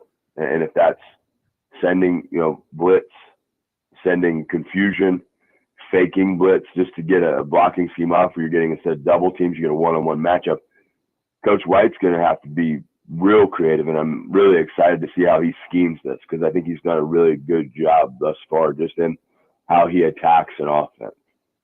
Do you think it's playing to his strengths, the fact that, because it's funny now, guys that act Michael Rose-Ivey sounds a lot like Matt Vrzal. Matt Vrzal sounds a lot like Coach Rhule. Like, you guys understand schematics, obviously, having coached and played for so long. Like, would you rather be the guy that knows exactly how Michigan wants to attack and then has their little wrinkles off of that as a coach, or as a player? Are you thinking, man, this is kind of monotonous? They do this over and over and over again, and they're waiting for us to break. Like, what side would you rather be on? I am a fan of the mental challenge, just having to hang job over and over and over and over again. Can I trust my teammates? And not to point fingers, but if you're doing something and it's having no success to you, but they run the compliment and have some success on somebody else's gap, that's not my pig, not my farm. My farm is secure. You got to get your farm. I can't go try to do too much, because then they come back and hit me with the original play, and then I get burned. So can I do my job, which is all I have to do. If you get 11 guys doing their job, then you can jab, and you can feint, and you can dance, and you can stay around in the game. And the later you get into it, the more, then if a mistake by them happens, a turnover, a blocked kick, that would be cool to see. Then you get that, and now you've got some belief. But you can't have empty possessions. If you're down inside the 30 and your boy Albano's got to make field goals, like you can't miss. So if you got to have Wizard Tuesday or whatever you do, go take your guy down there and have Wizard Tuesday. Wow. You can't miss that. It's Wizard Wednesdays. Thanks for playing, jerk. Oh, my bad. Yeah. Verse, I think we've kind of quickly forgotten, because of how the defense has performed against the rush so far this year. But that was a major concern with the 3-3-5 coming into at least the Minnesota game, generally speaking. Do you think we can learn a little bit more about the defense with Tony White? Because this is about the best version of that they'll face all year. Do you think this is a learning opportunity, or do you already think you know what the defense is? I'd say this is, I guess I would say probably a measuring stick. Okay, fair. Right? Yeah, fair. Yeah. So this is the top end of it, right? This is the top end of what's in this conference where we want to get to. How much, or maybe this is better. Can we continue to get the players that we have, mirror images of those, and play against this and just go toe to toe and throw blows? Can we zero cover a center and we put 2 5s, meaning you're just head up on the center and head up on the tackles, and then let our fast run around and make plays? Or do we have to have guys that we can put in like twist stunts with, or different blitz looks where the nose guard slants to the right, both linebackers blitz to the left, just to create confusion? Like how does the scheme work? And how much really depth do we have to have in this setup to be able to slug for 4 quarters? Because I got no problem. At all. I think there's a good, solid 2-quarter fight in this. I just don't know how much that wears on them coming into the second half, because the defensive line does not have a lot of depth. The previous regime did not leave a lot of depth on that defensive line. So can you rotate bodies around? And when your bodies go in, can they kind of keep up the standard and not fall off and start to get run over? Matt, if you talked about place kicking, I said one of my keys is that anytime Nebraska's foot hits the ball, whether it's punting, place kicking, kickoffs, right, they've got to win that portion of the special teams. You feel comfortable in that? Like, is that one of those things that you think will eventually come along, or for right now it is what it is? I felt real good about it until that we scored, kicked off Louisiana Tech, and they returned for a touchdown. Mm-hmm. Like, I felt okay with it. Like, you just see knowledge of it, like purpose. They're kicking the corners, they're down balls inside. The coverage overall has been good, but it is what it is. Like, that can't be a reason.